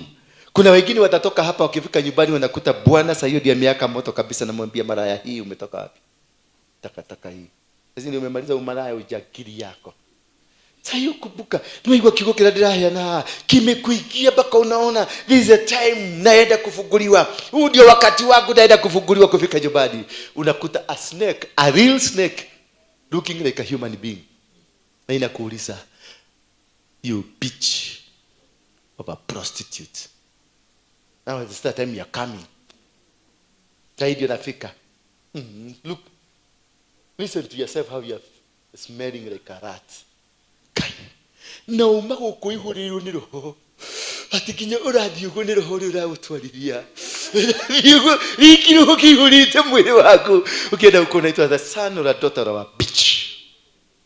That does not make you to become so. It is a sign you are winning your battles. When you face them, they face you, they come and challenge you. I'm telling you, it is a sign you are getting somewhere. But if they don't talk, umekuja vita umepigana na wao, alafu ukirudi nyumbani unakuta wanakukaribisha vizuri, unajua kuna makosa uko nayo, hakuna kitu umefanya. Go back to the war. Go back and restart again. Go back and re-engage again. Bwana Yesu asifiwe sana. And this is what we call the success, fighting and overcoming your limitation. And then Paulo na Sila walipokuwa kule ndani, because they knew we are not destined to jail. We are not destined to suffering. We are not destined to challenges. We are destined to do the will of God. We are destined to overcome. We are destined to make it happen. Then instead of being vilified, instead wajikunje, waanze kulia. We are in a foreign land. We are facing this. What will happen to us? We are hatuna lawyer. Where are we going to get a lawyer? Where are we going to get a DPP person to come and help us? No, they never had such a thing. They called on the worship. Na walianza kuimba. Paulo na Sila waliomba. Paulo na Sila waliomba, ikafunguka milango ya gereza. Yani hawakulala hata kidogo. Waliingia kwenye kuabudu, waliingia kwenye nyimbo za sifa, waliingia kwenye maombi. They persisted on what they understand more. They persisted on the process of God, not the process of the devil. Some of us, wakati kumechacha, tunaingia kwenye process ya shetani na tunaanza kumsifu shetani. And the devil is a liar. Whenever you say the devil is a liar, you have gotten into the process of the devil. You don't mention him. You don't mention that bitch. Because when you mention that bitch, because most of the time Christians, they mention the devil more times than God himself. When you mention him the more time, that was the intention. Intention yake ni akuwe popular. Kile kitu una mention mara mingi, you are part of it. Devil is a liar. Shetani yeshidwe. Pepo. Because you are part of that family. When you always find that, you say, oh my God, my Jesus living. The power of God, the blood of Jesus. That is when you speak the blood, when you speak Jesus, when you speak anything positive, on your God, it means your God is in your mouth. Bwana Yesu asifiwe sana. It means that the Holy Spirit is in you. You are being controlled. You are being guided by the Spirit of God. But every time devil is a liar. Shetani ashidwe. Kwa maneno torie, it is because you belong there. That is why he is always in your mouth. You cannot speak that which is not in your mouth always.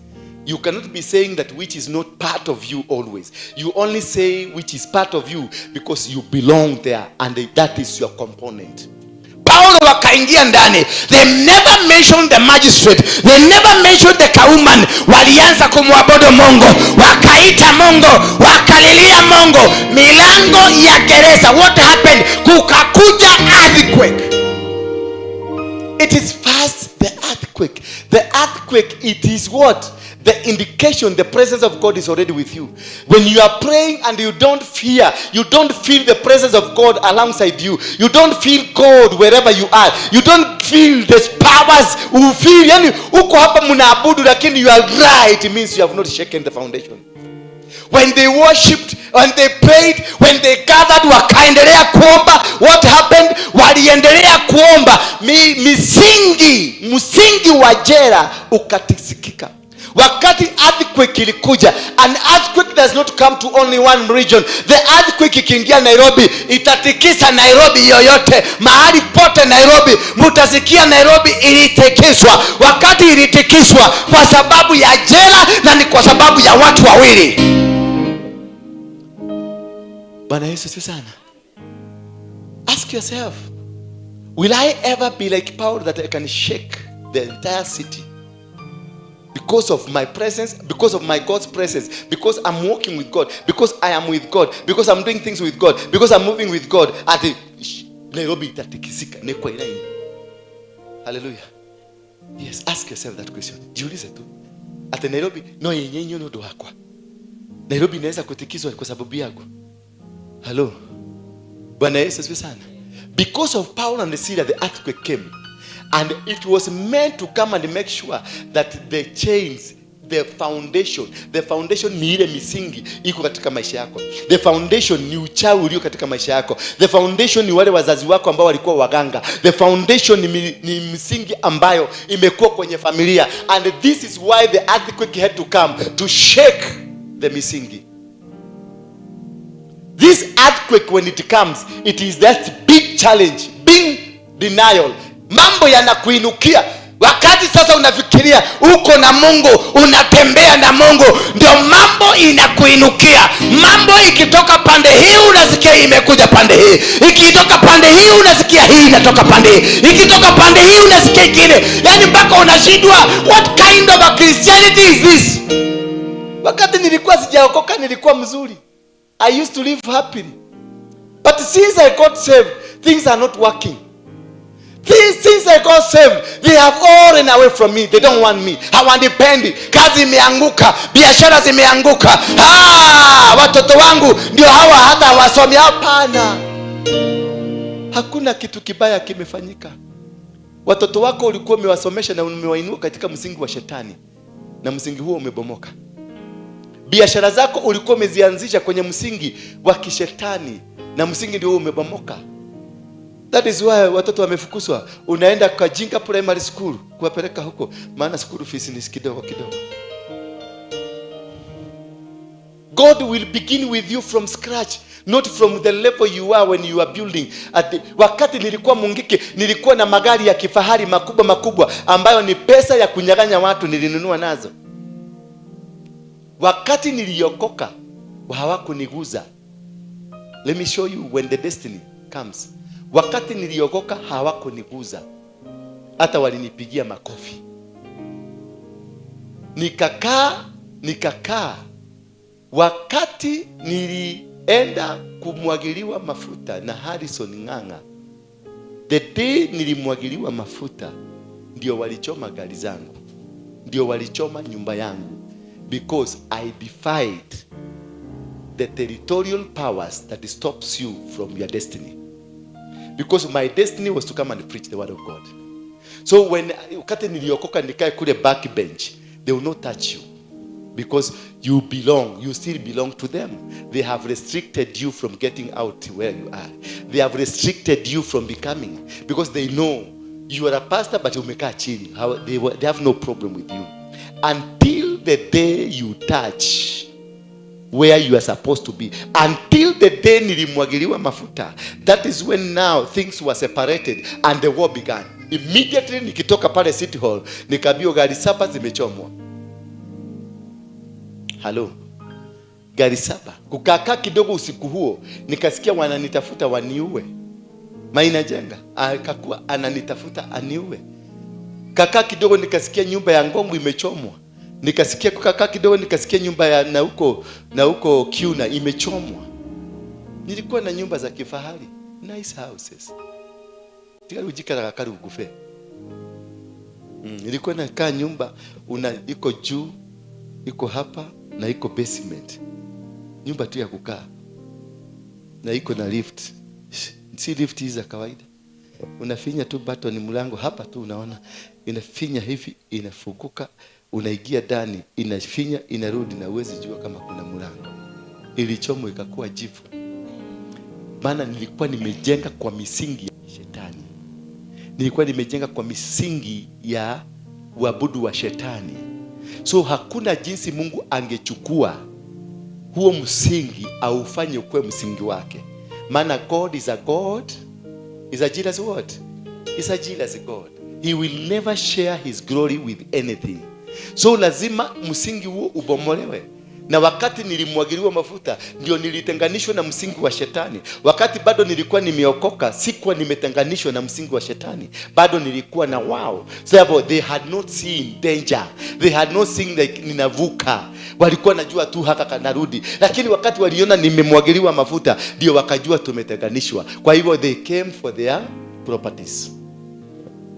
Bwana Yesu sana. They came for their properties and they took everything. Niliwachwa hivyo. Hapo ndio nilijua, hapo ndio niliregret. If there is a time I ever regretted becoming a Christian, that was the day. If there is a time I regretted, alafu sasa kule nimerushwa nje na huko sasa nimerushwa nje. Sasa hakuna mahali pa kutembea. Bwana Yesu asifiwe sana. Polisi ndio hao bado hawajaniamini. Makanisa hawajaniamini. Watu wa jamii hakuna mtu alitaka kuniamini. Then I was isolated and left alone to walk alone. That is the time and when God is dealing with you. Kama haujafika wakati wa kutembea peke yako, then God is not yet dealing with you. Because you have to be taken for segregation. That is what the Bible says. Before you were born, I knew you and set you apart. Where is being set apart? You are set apart to be alone, not to be with anybody else. You are set apart to be alone and walk this journey alone. Nobody to consult, nobody to walk with, nobody to stand with you, nobody to be anywhere near you. Then you will walk alone so that God can teach you his own ways. That is the reason God is wanting to walk alone. It's because he wants to teach you. He wants your total obedience and total audience. He wants to hear you alone and walk with you alone, that nobody else is around you.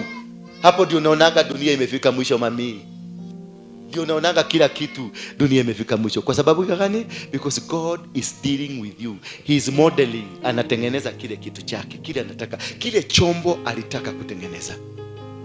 That vessel that he wanted to use. That vessel that he had purpose. This is the vessel I want to use. Now this is the time he is modeling you. Na unajua kumodeliwa ile vessel, anavuja ile vessel ya kwanza. Ni nyogo inavujwa. Niumbie.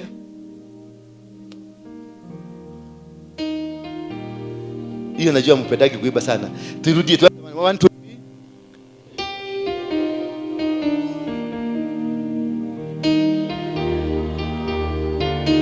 moyo wa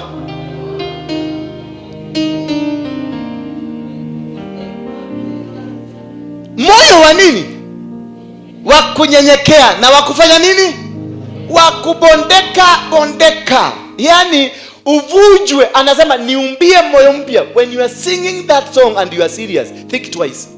If you are not ready for this, don't sing it. Bwana Yesu asifiwe sana. If you are not ready, don't sing that song. Leave it alone. You are inviting God to come and demolish you. then he builds you. And I can imagine, chukua ile nyungu, ile nyogo, uivuje, uipigapige na nyundo, alafu tena uirudishe kwa matope. Kisha ukirudisha kwa matope, uifinyange pamoja. Kisha baada ya kuifinyanga, uirudishe ndani ya moto, ichomeke tena. That's the process you are inviting God. Niumbie moyo mpya. Tuimbe pamoja. Niumbie. Weka volume, take a volume. Niumbie. Volume. Volume.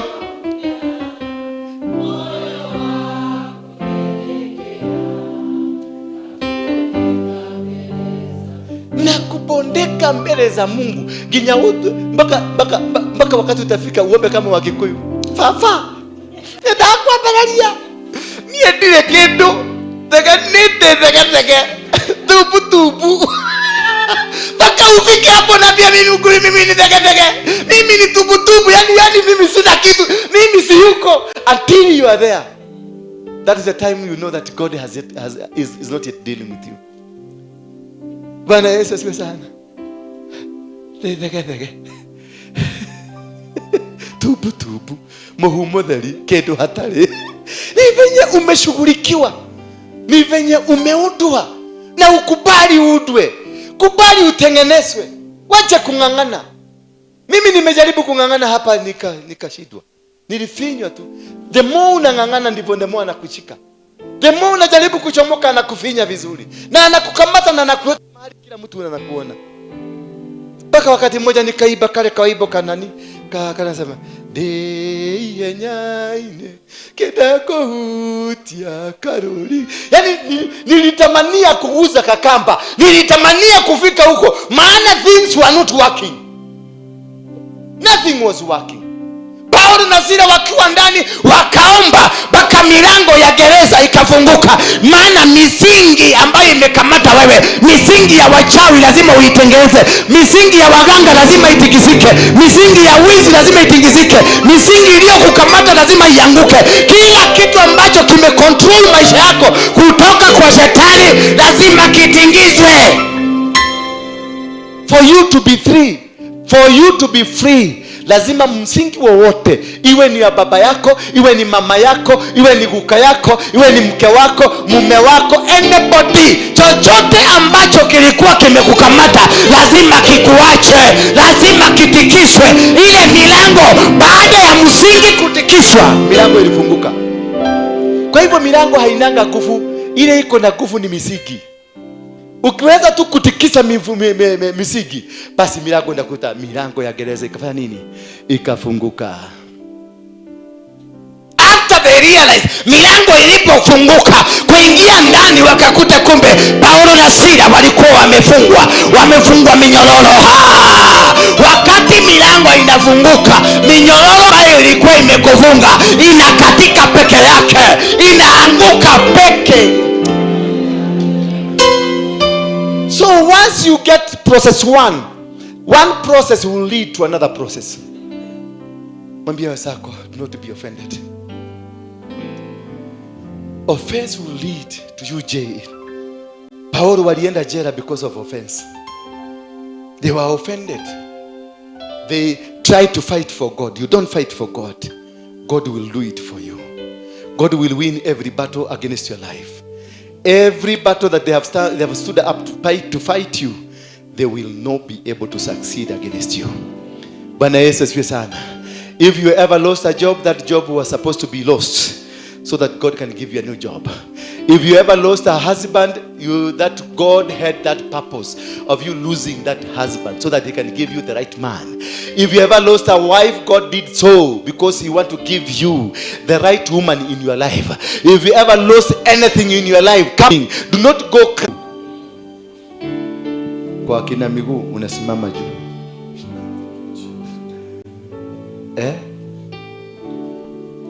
Hallelujah.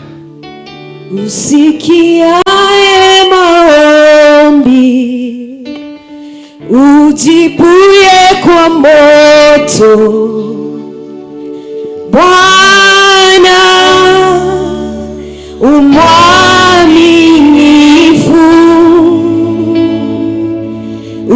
Usikiaye maombi, ujibuye kwa moto. Bwana umwaminifu, yupo Mungu mbinguni. Asikiaye maombi yetu. Yupo Mungu, Yupo Mungu mbinguni, ayajibuye maombi yetu. tunapoomba asikia, Anajibu. tunapoomba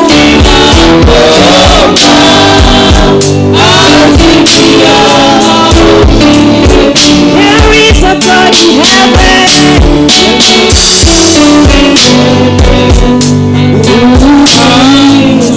all of our prayer. Anapoendelea kuimba, leteni sadaka There zenu, is a ndugu God zenu in za kumi, heaven. matoleo yenu. Kwa wale wa simu, kuna namba ziko kwenye kuta na paybill ziko kwenye ukuta.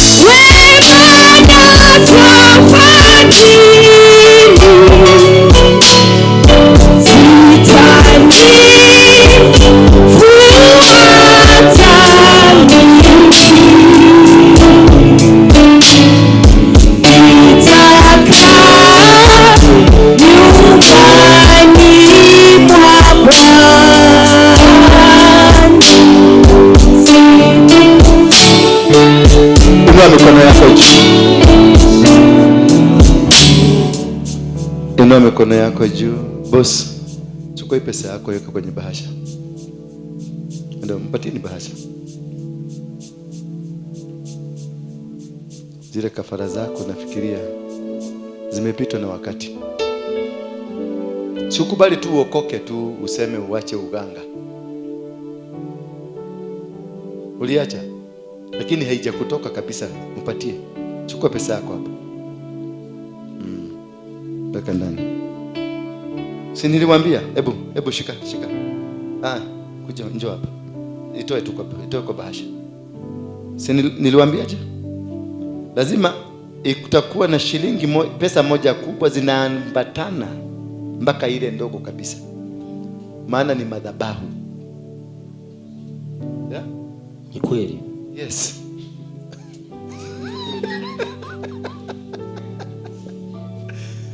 Umeona hataki kufunga, funga hiyo bahasha, funga.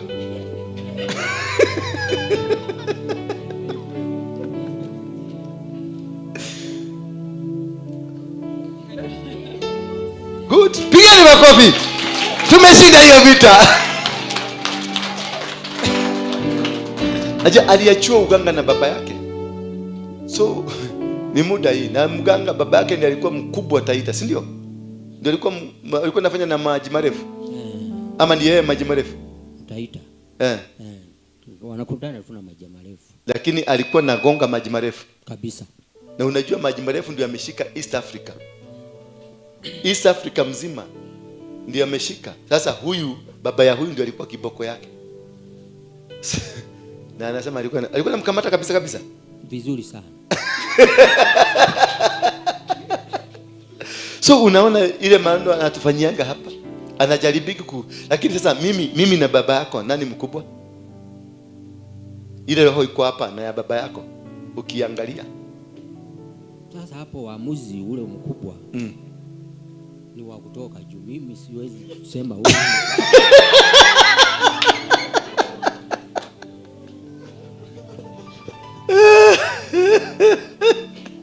Inua tu mikono yako juu miwili.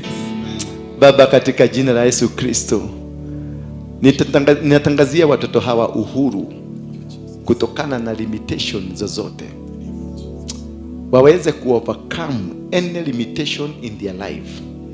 Iwe ni limitation ya marriage, iwe ni limitation ya huduma, iwe ni limitation ya biashara, iwe ni limitation ya kikazi. Whatever position that the devil decided them to be, from today is broken. From today ni wamewachwa huru. Mipango yoyote ambayo ilihusika kufunja destiny yao, right now ninavunja mikataba, ninavunja nira, ninavunja nguzo, ninavunja foundation.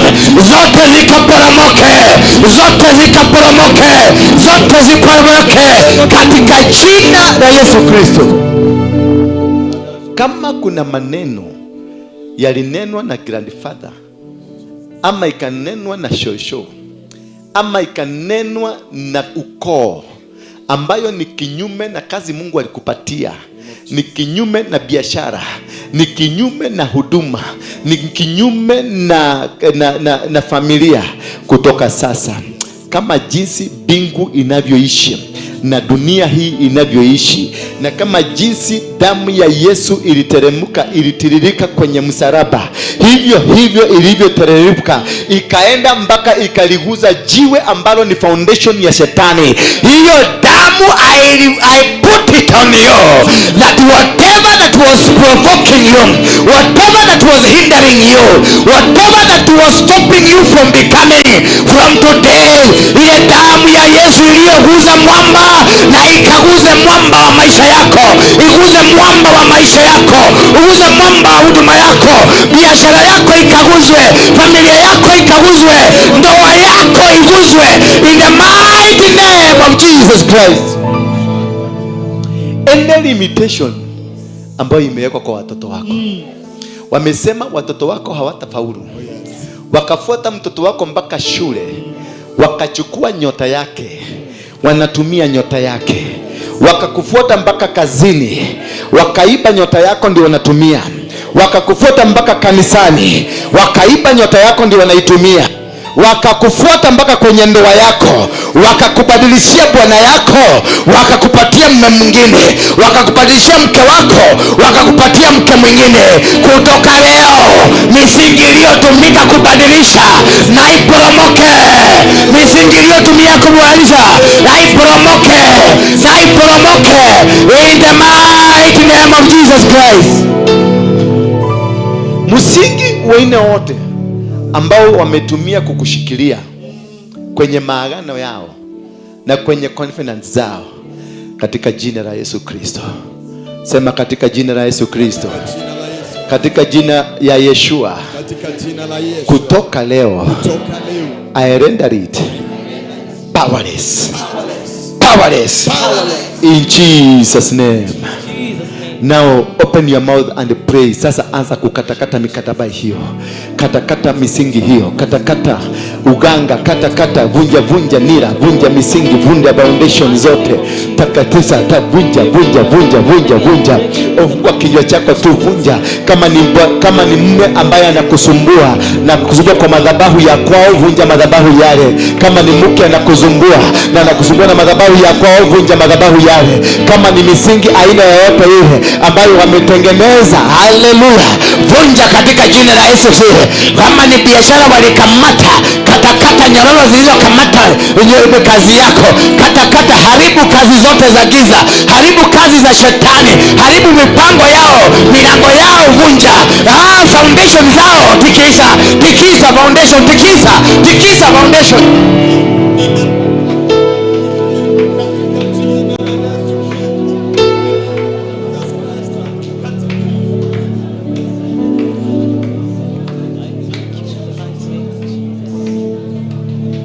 In Jesus name we pray. In Jesus' name we pray. In Jesus' name we pray. Tell your neighbor I'm free. Mshike tu mkono mwambie I'm free. Usimwambie usirudi kuniogopa.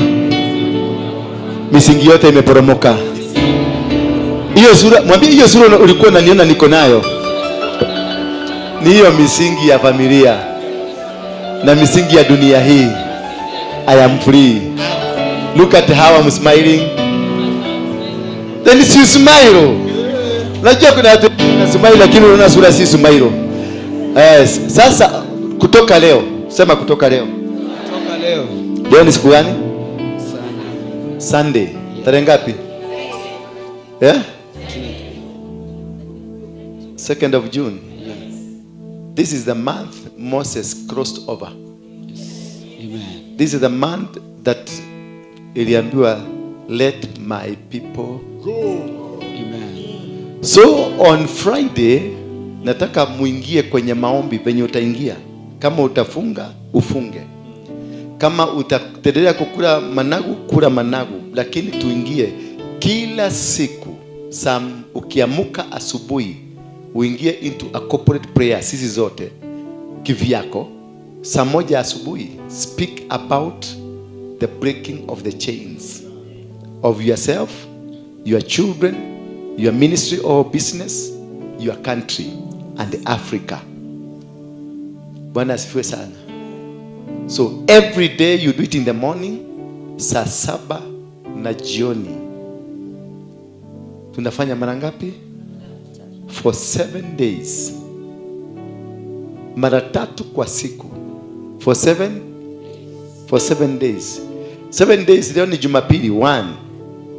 Monday, 2, Tuesday, 3, Wednesday, 4, Thursday, 5, Friday, 6, Saturday. 7. Tukiingia hapa Jumapili tutakuwa kiberiti. Amen. But before we get here, we shall do a physical move on Friday night. Venye mliona tulivunja madhabahu ya kusimamisha mvua hapa. Mliona walipandisha nini? Bendera ya LGBTQ pale embassy ya England. Jana Joe Biden walikuwa wanasherekea siku ya gay na siku ya ndoa ya wanaume kwa wanaume. It was celebrated yesterday. But remember, this is the same person who did a covenant with our president. This is the same person who did what? A covenant. A person that is of sodomy alifanya covenant with our own president. They didn't take our president to do so, but the presence of our president spiritually is an authority. What they wanted to look for, they were looking for a friendship. Si walifanya mkataba ya friendship kati ya Kenya na America. So what they did, they were looking for a friendship. They did ask Ruto to become gay. Whatever they wanted is a legal ground to operate on. Hello? Did you get me? Whatever, when you become Agnes, na doga gedi kugane deda huko hikia. Ona geko hikio kere mutumia. Dedo le mudaka. Duge. Nimekamata huyu mwanamke. Nimemshika. Dalia, komera hapa. Dalia hapa. Nimemkamata. She has become my girlfriend. So whatever I will want to do with her. Okay. Whatever I will do, whatever defilement I will do, she has given me the legal ground.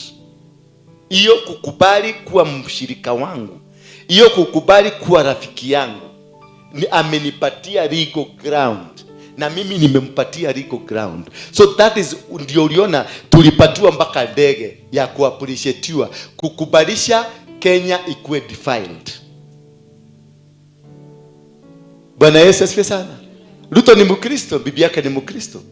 Hakuna mahali walisaini mambo yake, lakini walisaini partnership agreement, na wao wakatoa sacrifice wakampatia Ruto. Sijui kama unanielewa. Wakatoa sacrifice wakampatia nini? Ruto. Walitoa sacrifice gani ya kwanza? Silaha za kupigana, because it is a warfare. Do you get me? Because it was the first sacrifice they give ni silaha, magari ya mabomu, ndege za helikopta na vitu za silaha za kupigana. Kwa hivyo tumeingizwa into a warfare, a spiritual warfare ya kupigana na territory ya Kenya. Kisha watatupatia pesa na mikataba mingine mingi ambayo itasainiwa, kwa sababu Kenya imekubali. Kwa hivyo Kenya, why Kenya? One thing, the devil ali make sure amezalisha mtoto wetu mmoja kule, our seed ikuwe ndani ya Amerika. Sijui kama mnanielewa. Our seed. Alafu the devil projected the seed to become so powerful in the world. So right now it is not Biden ruling the country, but our seed. It is Obama. And when Ruto was signing, Obama was there to make sure it is fulfilled as per to the projection of the seed. I'm not very sure, but all the people ambao wanazungumzia mambo ya LGBTQ wameoa wanaume hao wakubwa wote. I'm not sure, but ni venye kunasemwa. Kwa hivyo, when this seed of ours, of this country, for anything to mature, to become to a reality, nikitaka kuroga nyumba yenu, siwezi kuiroga nikiwa nje. Nitatafuta kitu cha kwenu ndio tupate makubaliano. For Africa and the world to be defiled, Kenya must be involved, because Kenya is not a nation of God, but a child of God. Are you getting me? Kenya is not a nation of God, but what? A child of God. We are regarded by God as a child of God. And for Kenya to be defiled, the son of the soil of Kenya must be involved. So that is why this son of ours who is in America was squarely involved. Then they picked the son from here. They took them there at their altar. Then wakamfanyia zile vitu zote walifanya, ceremonies zote. Sasa wakapata maagano wakasaini. Therefore wako na access ya kuvunja revival isifanyike. That is all what they wanted. Wapate access katika ulimwengu wa kiroho. Wakati kama sasa tunakuanga na corporate prayer, what the devil always wants to do ni kujua how will I enter. Ni watu 7 wanaomba, tutaingia aje kwa mmoja wao, tuwatenga. Tukivunja mmoja, the corporate prayer imeanguka. Are you getting me? Inatangwa a covenant prayer. When you are doing a covenant prayer, you rather not do it. Fanya wewe peke yako ama na watu ambao mtaenda kujificha, na msifanye mahali watu wako, maana wale wakimonitor wata make sure either mmoja wenu amekasirishwa, mmoja wenu amefanya kitu kadogo tu ndio wavunje. Now that the procedure ya revival imekuwa ready, imeanza kazi, they needed our man aende huko, assign, awapatie legal ground, wapenye Kenya. Unfortunately for them, it won't last for long, because Trump is coming to power.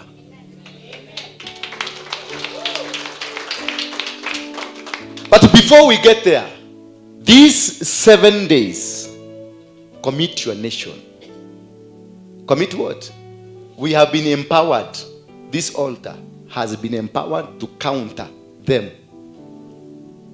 Hiyo ya Washington, This altar is powerful than ya Washington.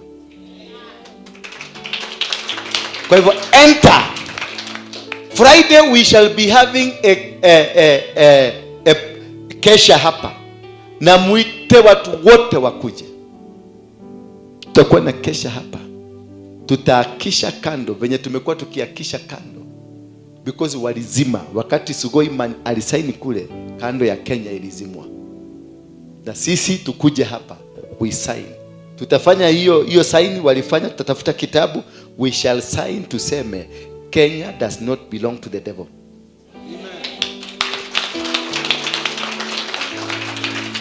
Tutatafuta mtu mwenye amekanyaga soili ya Amerika akuje. Na sisi ambao tuko wa Kenya to sign, we counter. That is what we call spiritual warfare.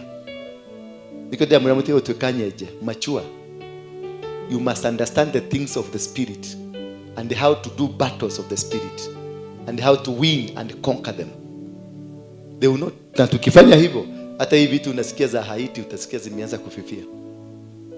Because Haiti ni damu ya Wakenya inatakikana kule. Ndio itolewe ya kafara. What they want will happen. Na Wakenya wakienda waue watu kule, bado wamechanganya damu. Hello. Fungua kinywa chako sasa uombee taifa la Kenya. Cover it with the blood of Jesus Christ. Ifunike tu, ifunge, uweke kwenye mfungo, ifunge kwa damu ya Yesu Kristo. Useme kutoka leo, Jesus, blood of Jesus cover this nation. I surround mipaka yote ya kutoka kaskazini mpaka kusini, mashariki mpaka magharibi. Ninaizingira Kenya kwa damu ya Yesu Kristo. Ninazingira makanisa yote kwa damu ya Yesu Kristo. Ninazingira watoto wa Kenya kwa damu ya Yesu Kristo. Ninazingira President Ruto kwa damu ya Yesu Kristo. Mikataba yote Amerika wamefanya na Kenya ikaporomoke. Mikataba yote Kenya wamefanya na Amerika ikaanguke. Mikataba ya Haiti This is the time for us to cross over. When Moses went to Pharaoh, akamwambia, let my people go. Let the people of God go. This Friday, the coming Friday of Tarehe Saba, yani 7th of the month of June, the 7th day of the month of June, the year is 2024. Setting people of God free, kuachilia huru, yani kuachilia huru kabisa kabisa. Tunaweza kuja hapa ni mkesha, kesha ya watoto wote wa Israeli kutoka kwa mikono ya wa Misri. Watoto wetu wameingizwa kwenye mihadarati. Mwaka wa 24, yani 2024, tunakualika hapa the synagogue, center of worship, mahali tunakuja kumwabudu Mungu ili kuja kuiokoa Afrika, Kenya, kuwaokoa watoto wa Kenya kutokana na mambo makubwa na kulaani vizazi ambavyo wale maajenti wa shetani walioinukia watoto wetu. Yani tutawafungua watoto wako kutoka gayism. Tutawafungua watoto wetu kutoka nini? Lesbianism. Tutawafungua watoto wetu kutokana na mambo mengi ambayo yamefanyika. Look at how the children wako na matatu hawaelewi. Tarehe 7 mwezi wa 6 2024 Friday, usikose. Yani maana ukikosa utachekwa. We are setting the people of God free. We are setting Kenya free. That's the day we are setting Africa free. Africa imesimama tena, where God will be worshipped. We must change this generation. We must bring back sanity in church, sanity in worship, and our children, our country, and even Africa. Do not miss this wonderful moment and an encounter where you're going to be set free. This Kesha, it is a life changer. Something that you cannot miss. You don't need miss. I'm telling you, it's a life changer. We have been here and we have seen how people have been changed. People have transformed. People who are thugs like me are changed by such a moment like this one. A moment that you've always waited for. The sick will go home healed. Your business will be free. Your marriage will be free. Everything that you intend, all things that you think it is unachievable, it will be achievable. Don't miss this Kesha. It is all meant for you and for your freedom. In Jesus' name. Shalom, tukutane kutoka saa 2 usiku mpaka asubuhi.